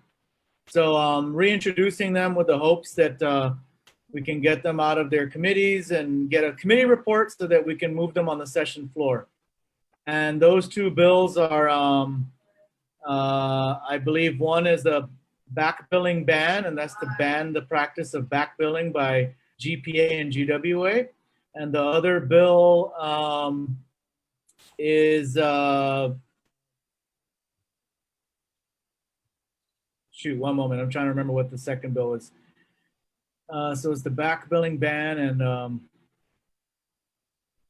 I forget what the second bill is off the top of my head. I apologize, because there was another bill I was supposed to reintroduce. The back billing was 9, right? Yeah, I believe so. And then and then 10 would be relative to increasing the aggregate capacity limit for net energy measurement calculation. Oh yes, the NEM bill. Yes, that's the other one. So it's the NEM bill, and what that one does is we had a public hearing on that bill, but we weren't able to get it to the session floor. That was actually held in my committee. So I just wasn't able to get to the session floor on time because we had to do some things with the bill to sort of get some more information is what we're working on with that NEM bill. What that bill does is it would allow more, so what net energy metering customers are, they're basically renewable energy customers. So people, particularly solar customers, so people that have solar panels on their homes right now, what they do is they get a credit on their power bill. If they're in the NEM program, their power bill gets credited based on how much excess power they feed back into the system that GPA can then use to sell to other customers. So GPA did have some issues with the bill. The PUC and the CCU had some issues with the bill. So we're taking a look at the bill again to see if we can address some of those issues. Awesome. And I guess now on to. Go for it. Go ahead. Are you still have some more to add to that? Only if you had more questions about it, I'm free to answer.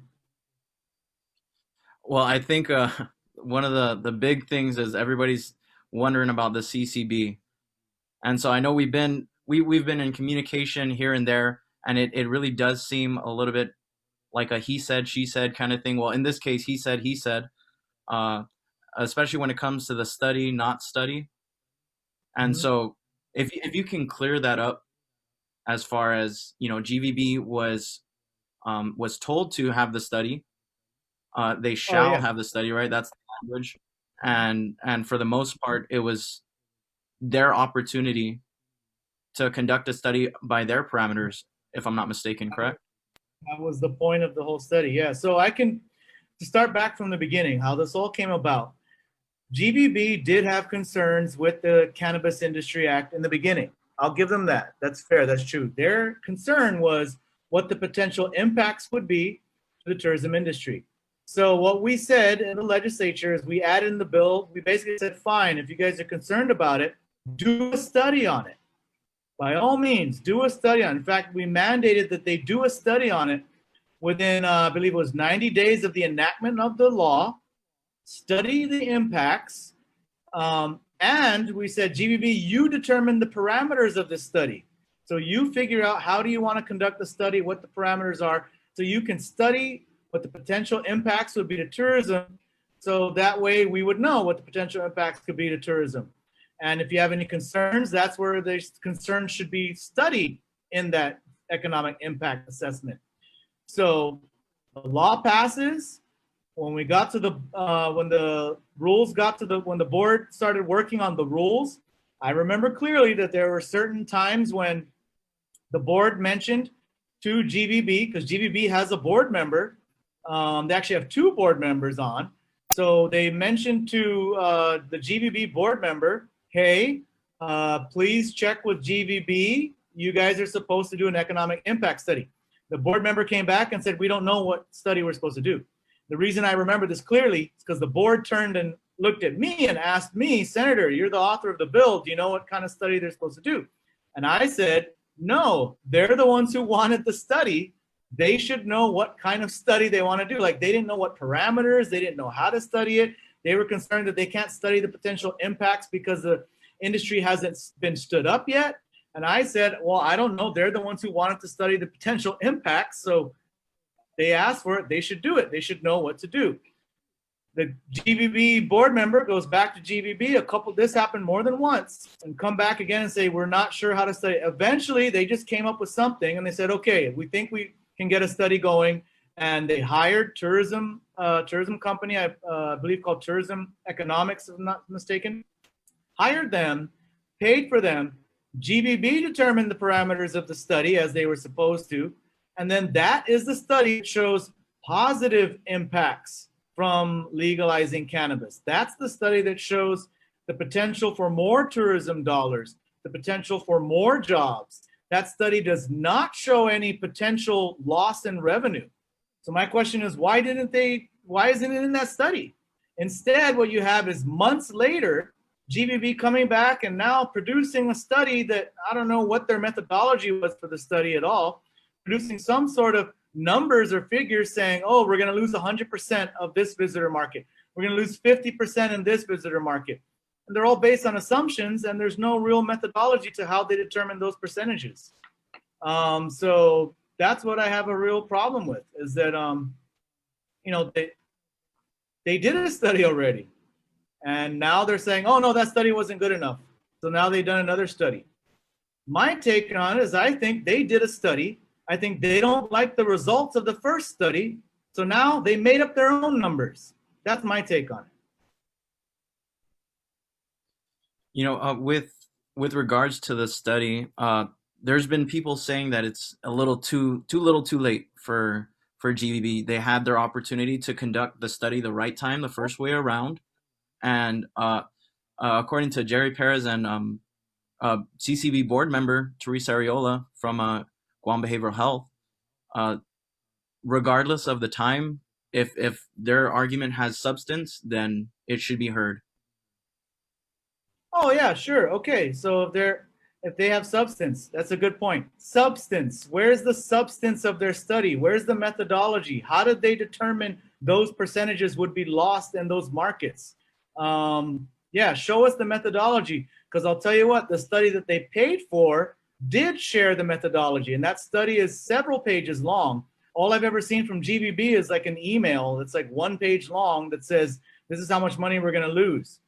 And where's the methodology? How'd you determine that? Instead, the study that they commissioned and paid for fully explains their methodology. And so in the recent CCB board meeting, they had people from land management kind of sector out the whole Tumon area to see the H zones, the commercial zones and whatnot. And so from what they were saying, it's like, it's hard enough in Tumon to set up a cannabis facility as it is. And if GVB and everybody else in Tumon is like they say they are, all hand in hand, arm in arm locked, we don't want cannabis in Tumon, then there should be no need for anything else, because they wouldn't lease anything to a cannabis business, period. That's right. So what it is the law prohibits any cannabis business from being within 1,000 feet of any daycare, any school, any church, any public park. In Tumon, you've got at least 2 major public parks. You've got Ipao Beach Park on one end of Tumon, and then you've got Matapang Beach Park in the middle sort of Tumon. So you can't have 1,000 feet around on either side of those, and I think that basically takes up at least half of Tumon, if not probably more than half of the Tumon Strip. And then you also have a church down in Tumon that's a little further away from Matapang Beach Park. That extends that 1,000 feet even farther. And then not too long after that, you've got the Pleasure Island area, where you've got Baldiga's businesses and other businesses that if they've already said they don't want cannabis, they just won't lease their space to cannabis businesses.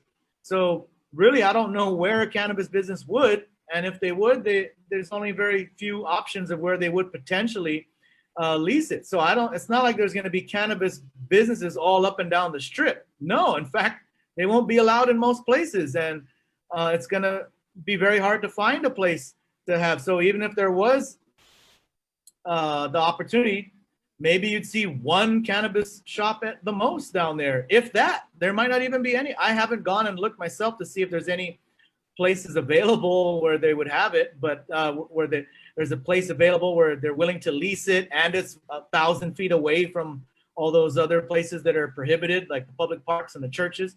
So there might not even be any room for it in Tumon at all. My biggest issue is why limit it any further? If there's one guy down in Tumon that has a business and he wants to open a shop and it's away from the public parks and it's away from the church, and there's one place in Tumon that wants to have a shop, why prevent them from having a shop down there? Why prevent a legitimate business from being down there? If their issue is they're concerned about the wrong image to the tourists, I don't think one shop down there is going to be the wrong image to the tourists, especially if there's already many laws limiting how cannabis can be marketed anyway. You're not allowed to advertise it in those markets, for example. You wouldn't be able to go to Japan and Korea and market Guam as a tourism destination anyway. And no one is asking to go with GVB on their junkets to Japan and Korea. No one's asking to go along with them to market cannabis there. No, they go and market what they normally market over there. And for those tourists in Japan and Korea who happen to find out that there's legal cannabis on Guam and they happen to be interested in that, they can come over. I don't think it's going to chase anyone away from Tumon. And you know what? The proof is in the pudding. And here's what the pudding shows you. The pudding shows you that more than a year after we legalized cannabis was legalized in April of 2019. We're here in 2020. Excuse me, it's not more than a year, but it's been several months. April of 2019, cannabis was legalized. It's now 2020. And 2019 was our best year for tourism on record. Best year. In fact, August was the best month of 2019. August, after cannabis was legalized. So if the legalization of cannabis was going to scare away tourists, it would have done it already, but it hasn't. Instead, we had record numbers of tourists after cannabis was legalized, which to me is proof that cannabis will not scare tourists away from Guam. If anything, GVB is the one scaring tourists away from Guam. You know, the whole concept of we need to maintain a family-friendly Guam in the eyes of our tourist partners. And it does seem a little bit, you know, if I may, hypocritical that in Tumon we have a giant sign that says G-Spot, and we're worried about a family-friendly image, you know. But as far as what happened in the CCB meeting, I believe Adrian Cruz and Will Parkinson kind of echoed the same sentiments as far as there are a lot of Chamorro landowners in Tumon, or not a lot, but there still are landowners in Tumon, and it does take away from that whole American ethos of I can do whatever I please with my property and pursue my own economic liberties, you know? Absolutely, 100%. Who is GVB to tell us, the people of Guam, what can and can't be in Tumon as long as it's legal? What's next? They're going to ban dogs from Tumon? Oh, we don't want dogs in Tumon because tourists are afraid of dog poop. Is that what's next? Who is GVB to tell us what's allowed in Tumon and what's not? Yeah, I think it's going to be interesting to see how it plays out, to see what kind of middle ground we can have, if any. Do you see anything like that in the future? Do you think that it'll sort itself out, or is this something where GVB will come back knocking at your door once the rules and regulations are finished? Yeah, that's a good question. I don't know. And that's another thing too. No one from GVB has reached out to me to talk to me about any of this. So we'll see. Well, one person from GVB, I just had a Zoom with him, and he said, I applaud Senator Rogel for his tenacity and his drive and his willingness to follow through with this bill, pretty much, you know, because the bill was your baby at that. And so he's saying, as a senator, a sitting senator, that you should be more focused on the bigger picture as opposed to just kind of that narrow vision. Yeah, the bigger picture is, cannabis is legal, and why should we try to limit it any more than it's already limited? That's the bigger picture. Yeah, what Will Parkinson said was, if we're going to look at anything, let's just look at the law. The law says what it says. It has these restrictions already in place. Why not just follow the law? Yep, there's many restrictions already. Well, I hope we figure this out soon. And thank you so much for your time, Senator. I truly appreciate it. Look forward to solving this, and maybe we can see some businesses pop up in Tumon, help us recover. Absolutely. Thank you. Thank you so much, Senator. Buenas noches. I am A1C Jefferson Augustine from the 254 Red Horse Squadron. I'm currently deployed and attached to the 380th Expeditionary Security Forces Squadron. I just want to wish my family and friends a very Merry Christmas and a Happy New Year. Stay safe, Guam. These special season's greetings from our troops is brought to you locally by McDonald's of Guam and KUAM Communications. It takes all of us to protect Guam. Join the Guam Visitors Bureau in our social media campaign series aimed to protect our island and each other in this COVID-19 era. Participate in the Protect Guam movement by wearing your mask, showcasing Guam's heroes, staying active, and downloading the Guam COVID Alert app. Post and share your content with us, use the hashtag ProtectGuam, and you could win $100. It's that simple. Check out visitguam.com for details. Let's reclaim our lives, our economy, and our tourism industry. GU Self-Storage, conveniently located near the Harmon McDonald's. We offer affordable rates, online payments, and auto bill pay for your convenience. Plus gate access daily from 6 a.m. to 9 p.m. Call us today at 648-7867 for more information. The relationship between Guam and Manila, Philippines is undeniable as we share similar cultural traditions, history, and heritage, with generations of Filipinos calling Guam home. KUAM presents a monthly look at the capital city featuring in-depth and engaging interviews on everything from medical tourism to new business and government leaders. Veteran newscaster Nestor Lecanto delivers Beyond Our Borders. This special program is brought to you by the Bank of Guam and KFC. We're doing a good job, Guam. In the past couple of weeks, we've managed to keep the CAR score below 5. Together, we rose to the challenge when the governor asked us all to strive for 5. In the past couple of weeks, we've not only brought the CAR score way down from being in the high 40s to below 5, we've shown the governor that we're capable of altering the course of this pandemic. We were on a path to uncertainty, but now because of all of our actions, we're doing better. But better doesn't necessarily mean that we are out of the woods. We still need to watch our distance, wash our hands, and wear our masks. So please keep striving, Guam. We got this.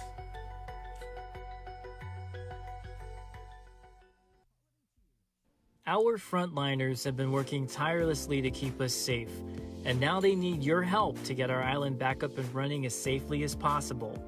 Did you know your smartphone can be one of the most powerful tools in our fight against COVID-19? That's why we're bringing you the Guam COVID Alert Exposure Notification app. This app works by letting you know if you've been exposed to someone who's positive. It's completely voluntary, and more importantly, it's completely anonymous. It does not track who you are or your location. Researchers at Oxford University have found that for every 100 to 200 downloads of the app, it can prevent 100 infections and save one life. Add your phone to the COVID fight by going to guamcovidalert.guam.gov or download it from the App Store or Google Play now. Help Guam stop COVID-19. These are some of the signs that someone is thinking about suicide. Talking about wanting to die, excessive guilt or shame, and feeling like a burden to others. Feeling empty, hopeless, trapped, or having no reason to live. Feeling extremely sad, anxious, agitated, or full of rage with unbearable emotional or physical pain. Other signs include changing behavior, such as making a plan or researching ways to die, withdrawing from friends or saying goodbye, giving away important items or making a will, taking dangerous risks such as driving extremely fast, displaying extreme mood swings, eating or sleeping more or less, and using drugs or alcohol more often. If you or someone you know is showing these warning signs, get help as soon as possible. Call Guam Behavioral Health and Wellness Center's crisis hotline at 647-8833 or 4.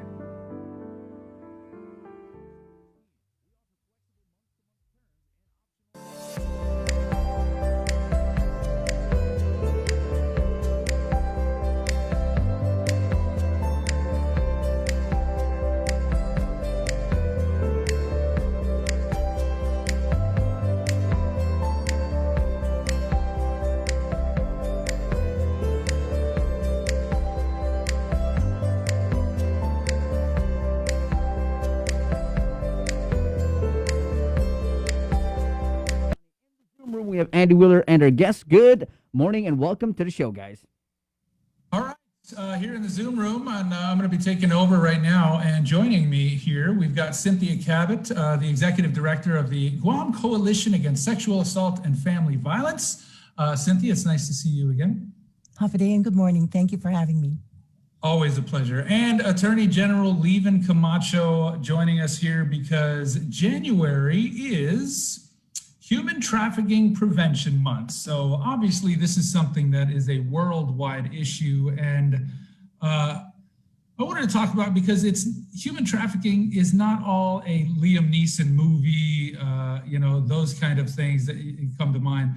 There's a lot of other types of human trafficking that we see right here on Guam that everyone is having to deal with. So Levin, we'll start with you. By letter of the law, what exactly classifies as human trafficking? Anti-human trafficking, way to put me on the spot, but human trafficking is anytime you use force or coercion to get someone to either perform a sexual act. So sex trafficking is what we are most commonly familiar with on the island and what we talk about with massage parlors. But labor trafficking is the same situation, but just the force is being used to extract labor or to exploit someone so that they will perform services for you. Interestingly, the H-2B visa nationally is one of those areas where they're seeing more and more exploitation for those who are coming into the United States using H-2B visas.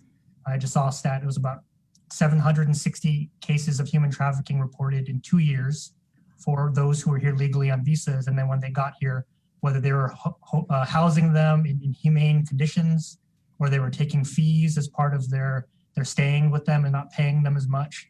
So it just starting the broader conversation that human trafficking is not just limited to sex trafficking. Yes, sex trafficking is dominating, but there are other forms of trafficking as well. And in those forms of trafficking, you mentioned, by force.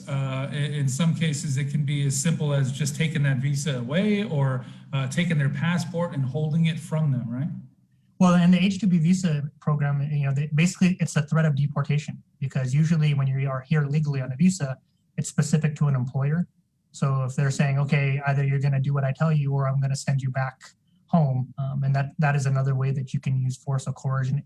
You could also talk about taking passports. I believe in the NMI, that was a situation where there came maybe last year or so, where they found a drawer full of passports that they were holding for some of the construction workers that were up there. But I do want to talk a little bit more. Human smuggling is different than human trafficking because it doesn't require the crossing of borders, but just a very interesting case last year where I believe an adoption lawyer in Arizona was trafficking women from the Marshall Islands out to have babies, and they were adopting them across 3 states, Utah, Arizona, and I forget what the third one was. But, you just kind of hear it. It doesn't happen in our region, but the reality is we have within Guam, NMI, and FSM places where trafficking is occurring, and doesn't make the front pages as often as it should. Construction too, I recall seeing stories, and it's not really pitched as a labor trafficking issue, but where you have employers who are holding their workers in inhumane conditions, or again, kind of extracting all these fees on top of it and deducting it from their pay. So it is something that affects us in the region and to be aware of. January 11th is the day, I guess, of the Wear Blue Day, and there'll be a proclamation signing in honor of the National Slavery and Human Trafficking Awareness Month efforts. So we'll be joining Cynthia and our other partners. And the Human Trafficking Task Force itself is made up of a wide variety of entities, from law enforcement to advocates.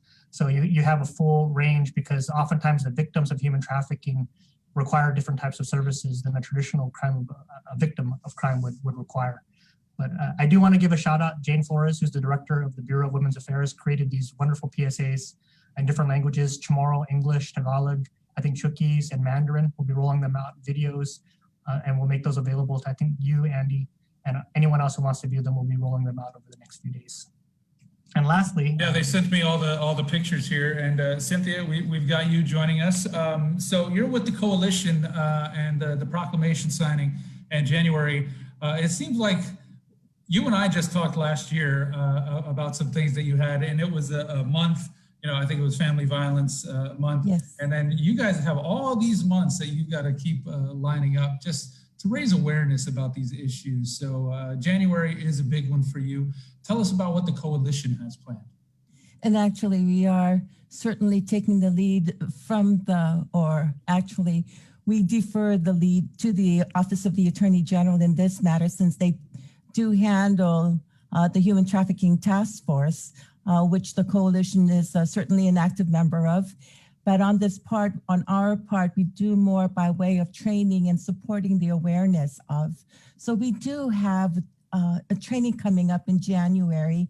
And as General Lieben was starting to say, that they were going to we have the Wear Blue campaign as well. So in light of that, we are supporting everyone to wear blue. Blue is the color, international color recognizing human trafficking. So we ask everyone to support us in wearing blue for the month. especially on January 11 when we will be having the Proclamation Day. We do have training, of course, coming up on the 13th, 14th, 20 and 21st. And the first week we will be focusing on law enforcement awareness and response. So we have our partners from Homeland Security Investigations, for example, who will be providing information on that. We will also be featuring our presenter from the U.S. Attorney's Office, Eric O'Malley, who will be talking about investigations and human trafficking operations, and of course the link to victim services as well.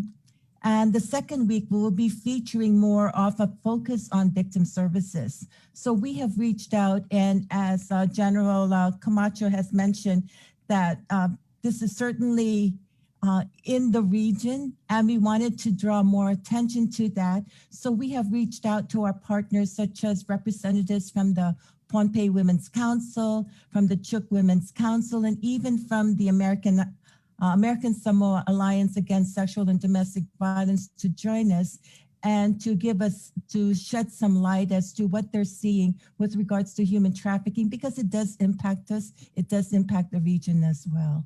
Yeah, it does. And you bring up an interesting point that a lot of these people actually willingly walk into these situations because they just want a job, they want to support their families, and they, maybe didn't do their homework and someone is offering them a visa to, hey, go here and work for a little bit, and they walk right into this situation. So I think awareness to the people before they get into those situations is key, but also teaching them what to look out for. Do I ask for a certification or from this employer, or how does that work?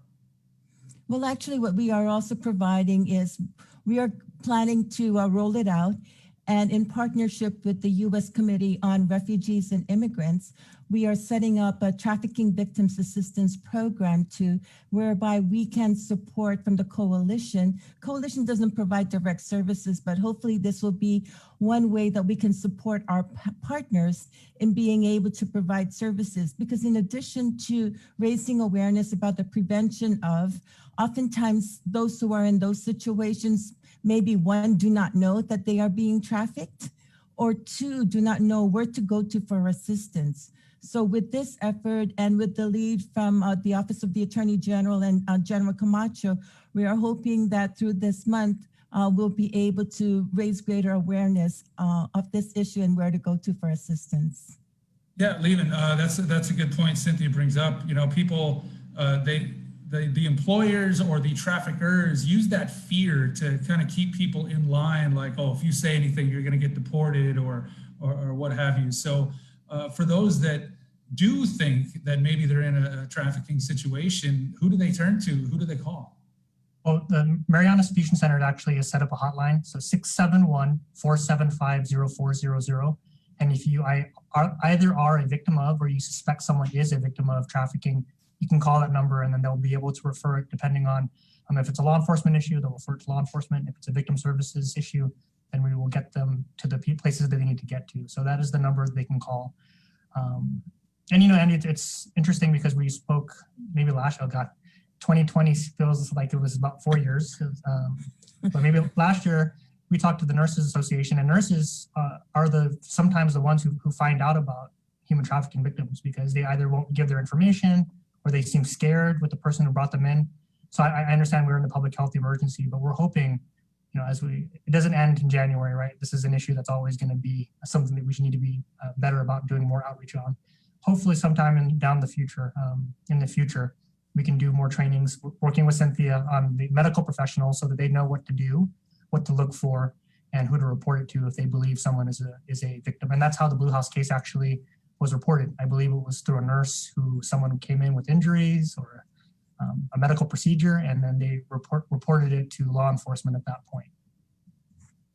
And some of the victims, you've seen this in many cases, victims, it's hard to step forward with this out of fear of repercussions. So when the victim does step forward, present their case and talk to those people, is there anything that can be done to help them? Or is it just, hey, thanks for bringing this up, we'll see you in court, and then, be on your way?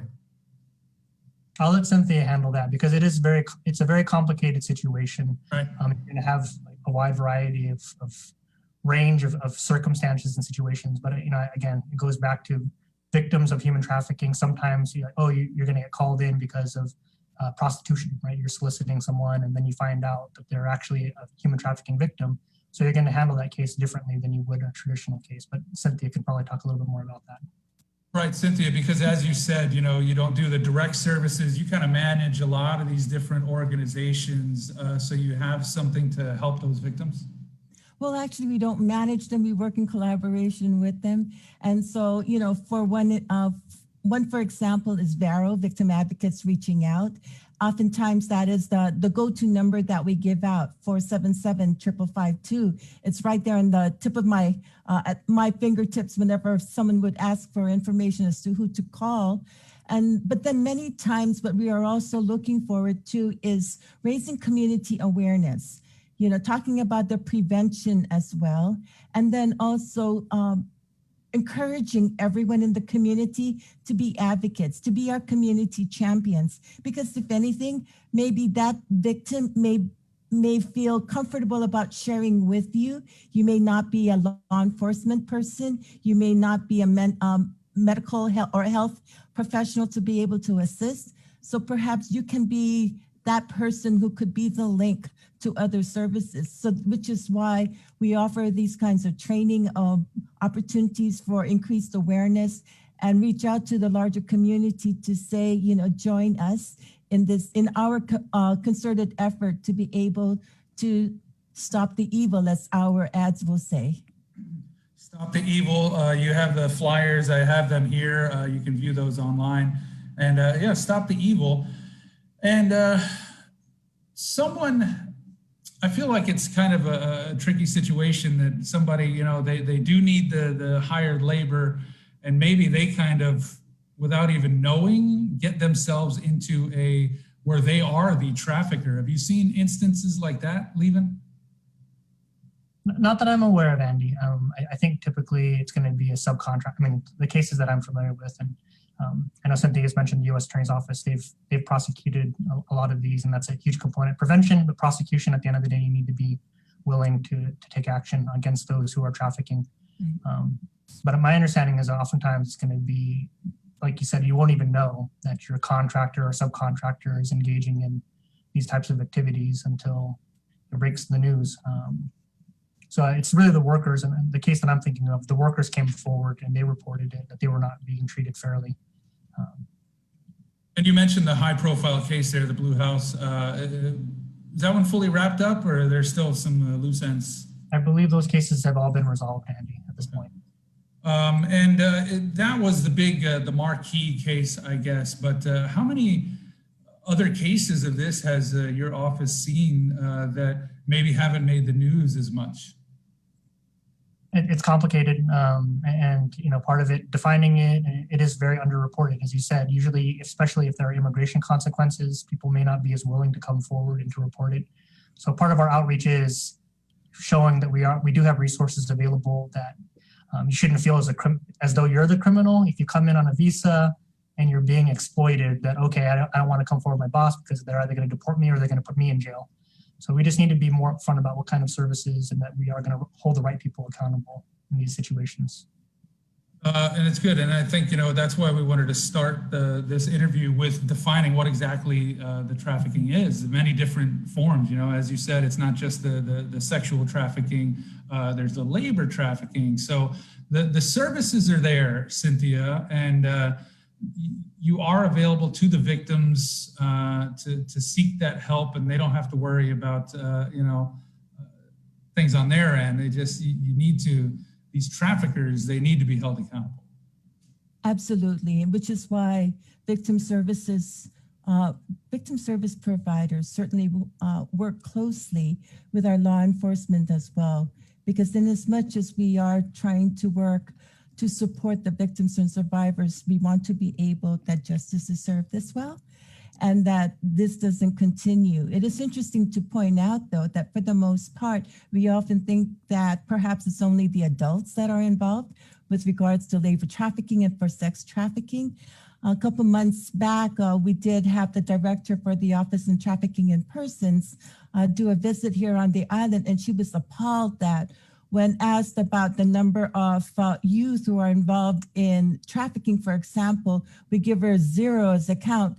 Well, that goes to say that no one is reporting, but then again, do we really understand that? So hence the importance of defining what trafficking also looks like, especially for those under 18.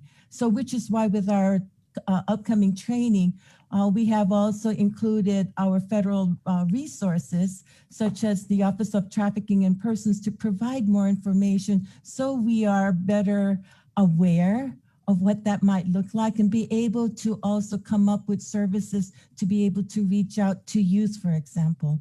So yes, it is really out there, but it's very well below the radar.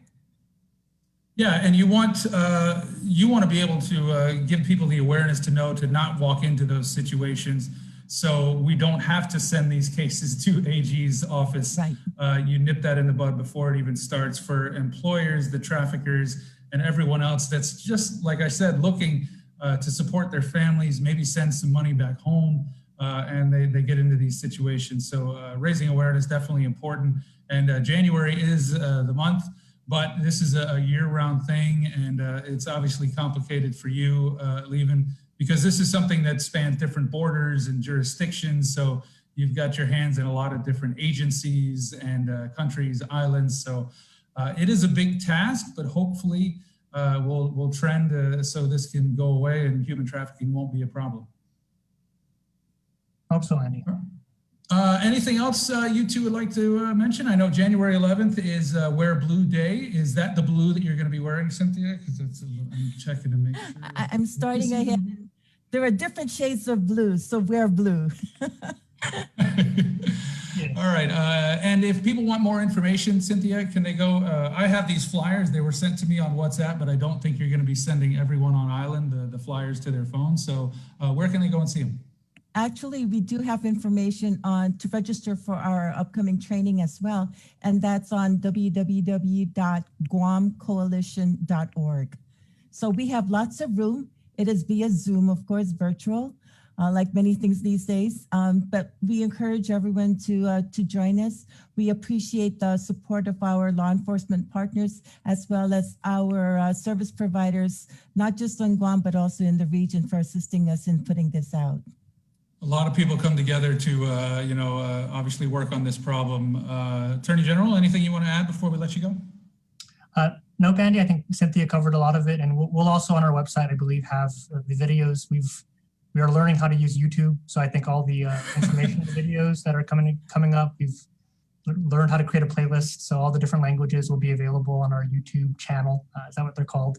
And we'll also have the images available as well, so we'll be able to forward that link to you. I look forward to seeing the photo of you wearing blue on January.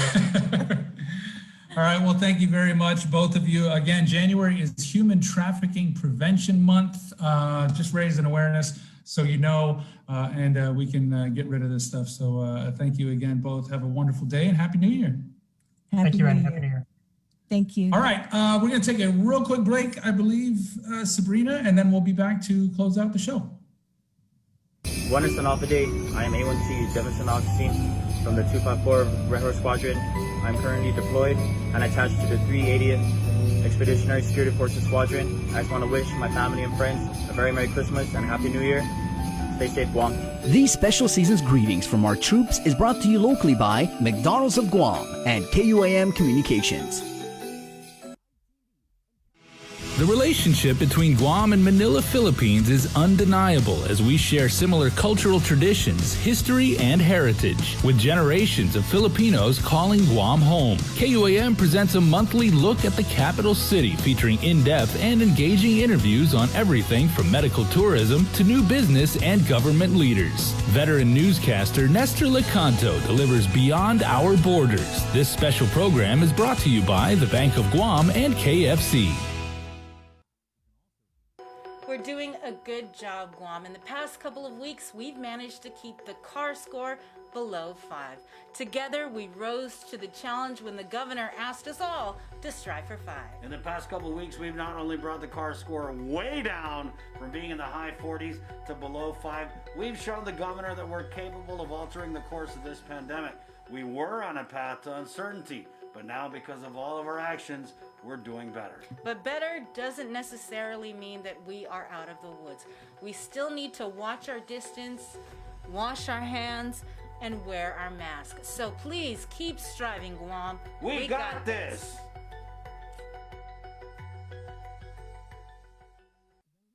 GU Self-Storage, conveniently located near the Harmon McDonald's. We offer affordable rates, online payments, and auto bill pay for your convenience. Plus gate access daily from 6 a.m. to 9 p.m. Call us today at 648-7867 for more information.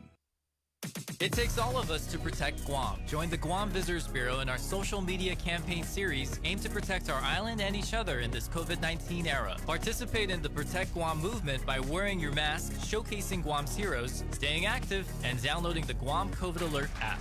Post and share your content with us, use the hashtag ProtectGuam, and you could win $100. It's that simple. Check out visitguam.com for details. Let's reclaim our lives, our economy, and our tourism industry.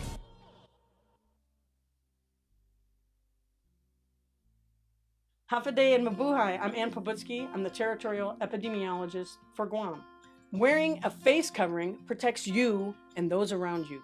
We know that COVID-19 can be spread by people who are not showing symptoms, which means they are asymptomatic. Because Guam remains at risk for significant community spread or transmission of the virus, it is a necessary precaution to wear a face covering when you are in public. Everyone must wear a face covering when they leave home, have it visible at all times, and put it on when they see others nearby.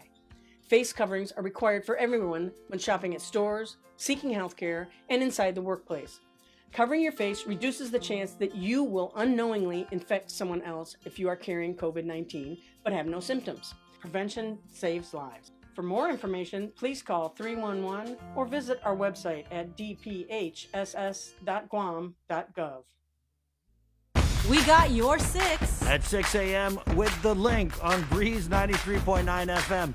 Bree and I connect you with all the latest news and information you need to know to start your day. Then check back with Guam's news leader at 6 p.m. for the day's top headlines with KUAM News Primetime. From 6 a.m. to 6 p.m. and everything else in between with KUAM Digital, we got your 6.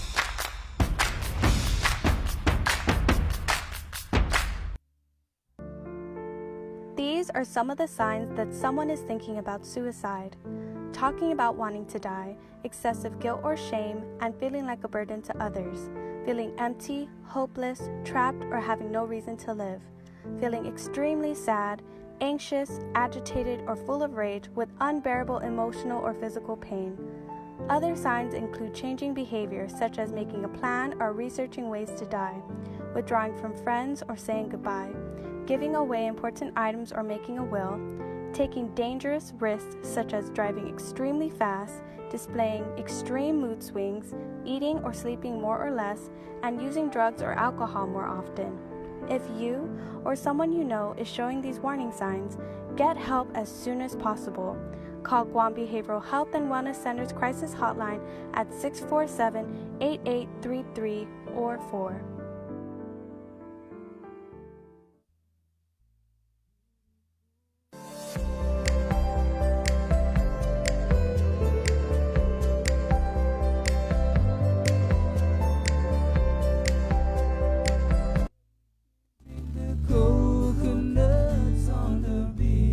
What an awesome rendition of the Tiro Tiro from Ray Chuk from KFC. That's from our live local Friday performance. Wow, what a beautiful one. We're back here with The Link. Be brought to you by Calvo Enterprises and I-10E. Good morning. Last couple of minutes here on the show. Here we go.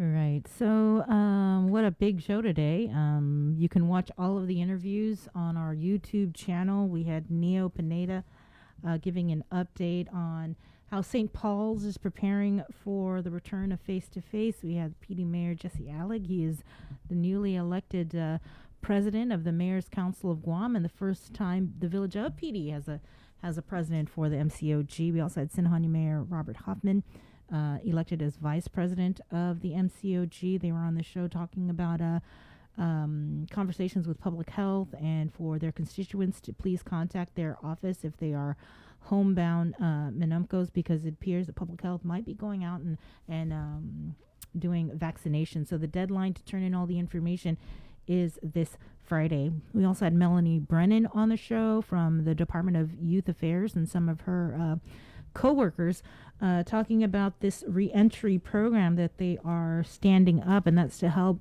reduce recidivism and help our island youth. GDOE Superintendent John Fernandez was also on the show giving a progress report on the return of face-to-face instruction.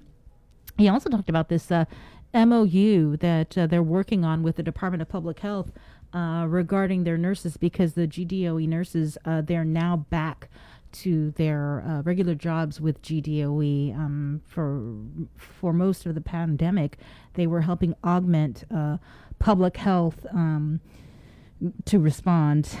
We also had the new Speaker of the 36th Guam Legislature, Senator Teresa Lahi, and Majority Leader, Senator Talina Nelson, on their priorities for the upcoming legislature. And if you didn't get a chance to watch it, you certainly should. It's the interview with Peter Santos and Senator Clint Rogel. Senator Rogel very adamant about the Guam Visitors Bureau and their new study that they did regarding cannabis, and that sensitivity study, if you will, indicated that if we were to do cannabis in Tumon, we could see a loss of $500,000. I think it was $500,000 or $500 million, $500 million. So that would be $500 million. And the Cannabis Control Committee is expected to meet this afternoon. And then Andy wrapped it up with the interview with Cynthia Cabot and the Attorney General. Stacked show today. Definitely. And you guys did a great job. I just want to say thank you so much for coming in and filling in for Chris and helping with this show. Not necessarily even filling in. You guys did a great job. It has been fun. Really. It's, it's fun being back on the air, and the fact that I get to do it from my house via Zoom, that's pretty cool. But I am looking forward to sleeping in tomorrow. So. Okay, I think the one burning question that probably no one has actually articulated, Andy, but probably everybody wants to know is: have you been doing the show the last 3 weeks in your underwear? No, I wear shorts. Okay, just to be clear, we are upper echelon journalists here, and we like to be thorough. Boxers or briefs. All right, thanks a lot, Andy. Thanks, Vic. Anytime. Thank you so much for the opportunity to jump back on. I mean, when we went into when the show kicked off, my only time here at the office would be in the afternoons, just to come in for news and then do whatever production there is. So this whole getting back into the whole workflow mentality is it's been kind of lost for me, because I just wake up and like, oh, I guess it's just the email. That's where I get all the work. It's like, so having to wake up at a specific time to get here on time for the show and just to follow a certain schedule of who's coming on and back and running the board, and it feels so good. Thank you so much for the opportunity. Oh, it's like we have a real job. Hey, but you guys are the Link family too, and everything like that. And by no means does this mean this is your last appearance on the show, because you guys brought so many interesting perspectives and insights and experience and knowledge to these interviews and everything like that. I mean, both of you are experienced interviewers and everything like that, and I can even say, as long as I've been doing this and everything like that, there's a lot that I've learned in the last 3 weeks just watching you guys do your things and everything like that. So I mean, it's been a pleasure to work with you guys. What does Jason want? That's a lot of praise being piled on. What do you want? I think he's hungry. No, but yeah, really. Thank you guys. You can also always see Andy at 6:30 on KUAM TV8. Vic, he's got his podcast, the One Micronesia podcast. Yes, I got to shout it out to Taco Bell for jumping on and sponsoring for another whole year. So I'm excited. While we were doing all the interviews, I was just kind of lining up interviews to have something stacked up, because honestly, to be really real with everybody. The last year of the podcast has been like super last minute, and like everybody knows Vic, he's always last minute. And it's always like on Monday, I'm like, who wants to talk to me this week? So I might as well just go ahead and do a lineup. I think, and one of the things that I've learned on this show, Bree, is how you put everything into a lineup. Like, hey, this is who's coming next. This is who we have for tomorrow. So I kind of learned that as well to have everything, set up and ready to go. So that way I'm not always like, last minute. Well, don't worry about it at all, because sometimes the very best interviews come out, like sometimes when you're rushed and everything like that. And the guy who's actually coming back tomorrow does everything at the last minute too. So you're in very good company. I think I might have learned a little bit from him as well too. So, but it's always, having to have something on the day off and having to present something is a beautiful thing. And I have a beautiful lineup of people. I'm going to talk to Manila as we kick off another year. I would like to, give them the opportunity to come on and tell us what they got planned for 2021. Awesome. And we'll have that preview on the link on Friday. So, all right, guys. Great, fantastic, awesome, fabulous job. Thank you so much. Thank you. You guys are the best. You guys. KUAM, Team KUAM. We'll probably see you guys Friday. All right, so that's it for the link for today. Thank you so much for watching, streaming, and listening, and we'll see you tomorrow, 6:15. Just kidding, 6 o'clock. Bye. Bye.